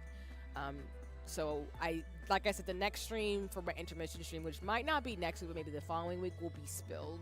We'll probably do it where we co-work a little bit and then we play Spilled afterward. Since these games, I like to support indie developers and game developers to just kind of do their thing. So thank you all for the raid. Thank you again, Honey, Melon, Hime, for the follow, as well as the raid. Benitez, everybody's been here to chat and chilling. I'm going to go ahead and see where we can raid out to. Oh, and then one last thing. Again, as a reminder, I will be back online. I will be playing Mario Kart 8 tonight. I don't know if I'll be streaming my perspective. If I don't, if you are in the Discord on YouTube or follow me on Blue Sky or Twitter, I will post when I am either live or where to go to see me race against other streamers. And yeah, Benitez, thanks for chatting with me. I appreciate you letting me know about your campaign with the Archduke Archmage, who looks like they're murdering people and taking their bodies. And yeah, thanks for coming by with the stream. And again, thank you, Honey, Melon, Hime, for the stream, raid. And thanks everybody who's been chilling out for me in terms of co-working. We're going to figure out who we're going to raid right now. Who is online, who I want to send y'all off to. Also, their reminder too. Nice. Good to know, Ia, that you got some work done. That's awesome. There is a BIPOC, Black, Indigenous, and BIPOC Pride Raid. It'll be for creators who are either Black, Indigenous, or people of color, or they're queer, or just or LGBTQ. So just look out for that raid train. if you do see it online, as well as please support creators this Pride Month. You support creators of all walks of life, as much as possible, all year round. But I do want to highlight that's happening right now for Pride for folks in terms of things, because a lot of my community and friends are also LGBTQ identified. So I don't, I just want to emphasize that please support them all year round, but especially for Pride Month. So if you see the raid train, say hi to those folks. But let me see who we can go ahead and raid into as well for today's stream. And like I said, I'll be back tonight. And then for sure, if you want to join me tomorrow for Wholesome Direct and Women-Led Games, I will be streaming that. I'll also do some announcements tomorrow because I have some games I'm going to, well, let me not spoil it. Let's just say I have some stuff on top of things. And thank you for the fall, Vanitas. I hope to see you around in terms of things. Like I said, I look forward to hearing more about this campaign, this shenanigans in terms of things. But let me see who we can raid off to in terms of today's stream. Who do I want to raid into today? You know what? I really just talked about this Pride thing. And honestly, my mutual, not Bella, is currently streaming right now. They are a super dope person I did a collab with them about books. So keeping on this book theme, it makes sense for me to raid Bella right now. So not Bella, excuse me. They are currently playing Minecraft. They're a super dope streamer. They are LGBTQ plus. They are part of the Twitch Women's Guild, the Pride Guild, and they have a Pride raid train. So I'm gonna send y'all off to Not Bella to watch some Minecraft. If you don't want to do that, of course, you are welcome to just like scamper. We've been streaming for a couple hours too, so if you need to go detox, take a break, do whatever you gotta do, that's fine. But if you'd like to watch Not Bella, I tell you, Bella's community is super dope. I'm in Bella's Discord as well. They are a super dope human. Like I said, I really love talking books with them on the collab stream we did a while back on Babbel, actually. It was Babbel, which is really great. So, yeah, for those of you watching on YouTube, I will drop Bella's username on Twitch if you'd like to join in. If you're going to join and follow the raid train into Twitch, I'm going to drop the raid message here. That's the raid message. For those of you on Twitch, if you want to follow me over to Bella's stream, I'm going to go ahead and get the raid message started. But again, just stay tuned to socials if you want to, in terms of shenanigans for me with Mario Kart tonight, if you want to stop by. If not, I will see you tomorrow morning for Wholesome Direct and Women-Led Games. If not, I will see you on Sunday for Final Fantasy XIV as I fight giant robots and cry harder probably for Endwalker, because RPGs are my life, as you know. And for more tactics talk, because I pre-ordered the game, y'all. I'm gonna not shut up about that. And I'm gonna be saying it specifically this weekend because this week is Gamer Showcase week. So I'm just saying. But in the meantime, whether you watch morning, afternoon, evening, whether you were lurking the entire time, because I appreciate lurkers, or whether you're gonna watch the VOD over on YouTube, thank you so much for your time, energy, and space. I'm a hobbyist for streamers, so you don't have to give me anything but your time. So if you give me even a minute of your time, or just the entire time, I appreciate you. And I mean that in a not parasocial weird way, by the way. I just respect people's time. And I hope that, you take care, have a nice one. If you are around, like I said, stay safe, stay well. Don't lick doorknobs. Wear a mask because infectious diseases are not your friends. Viruses are not your friends. And, be well and look out for each other as always. So let me start the raid. All right, we got it. And we're Gucci. But alrighty, y'all. Appreciate you. Take care, and I will see you either tonight or tomorrow somewhere on the internet doing something, Take care and have a nice one. Bye-bye.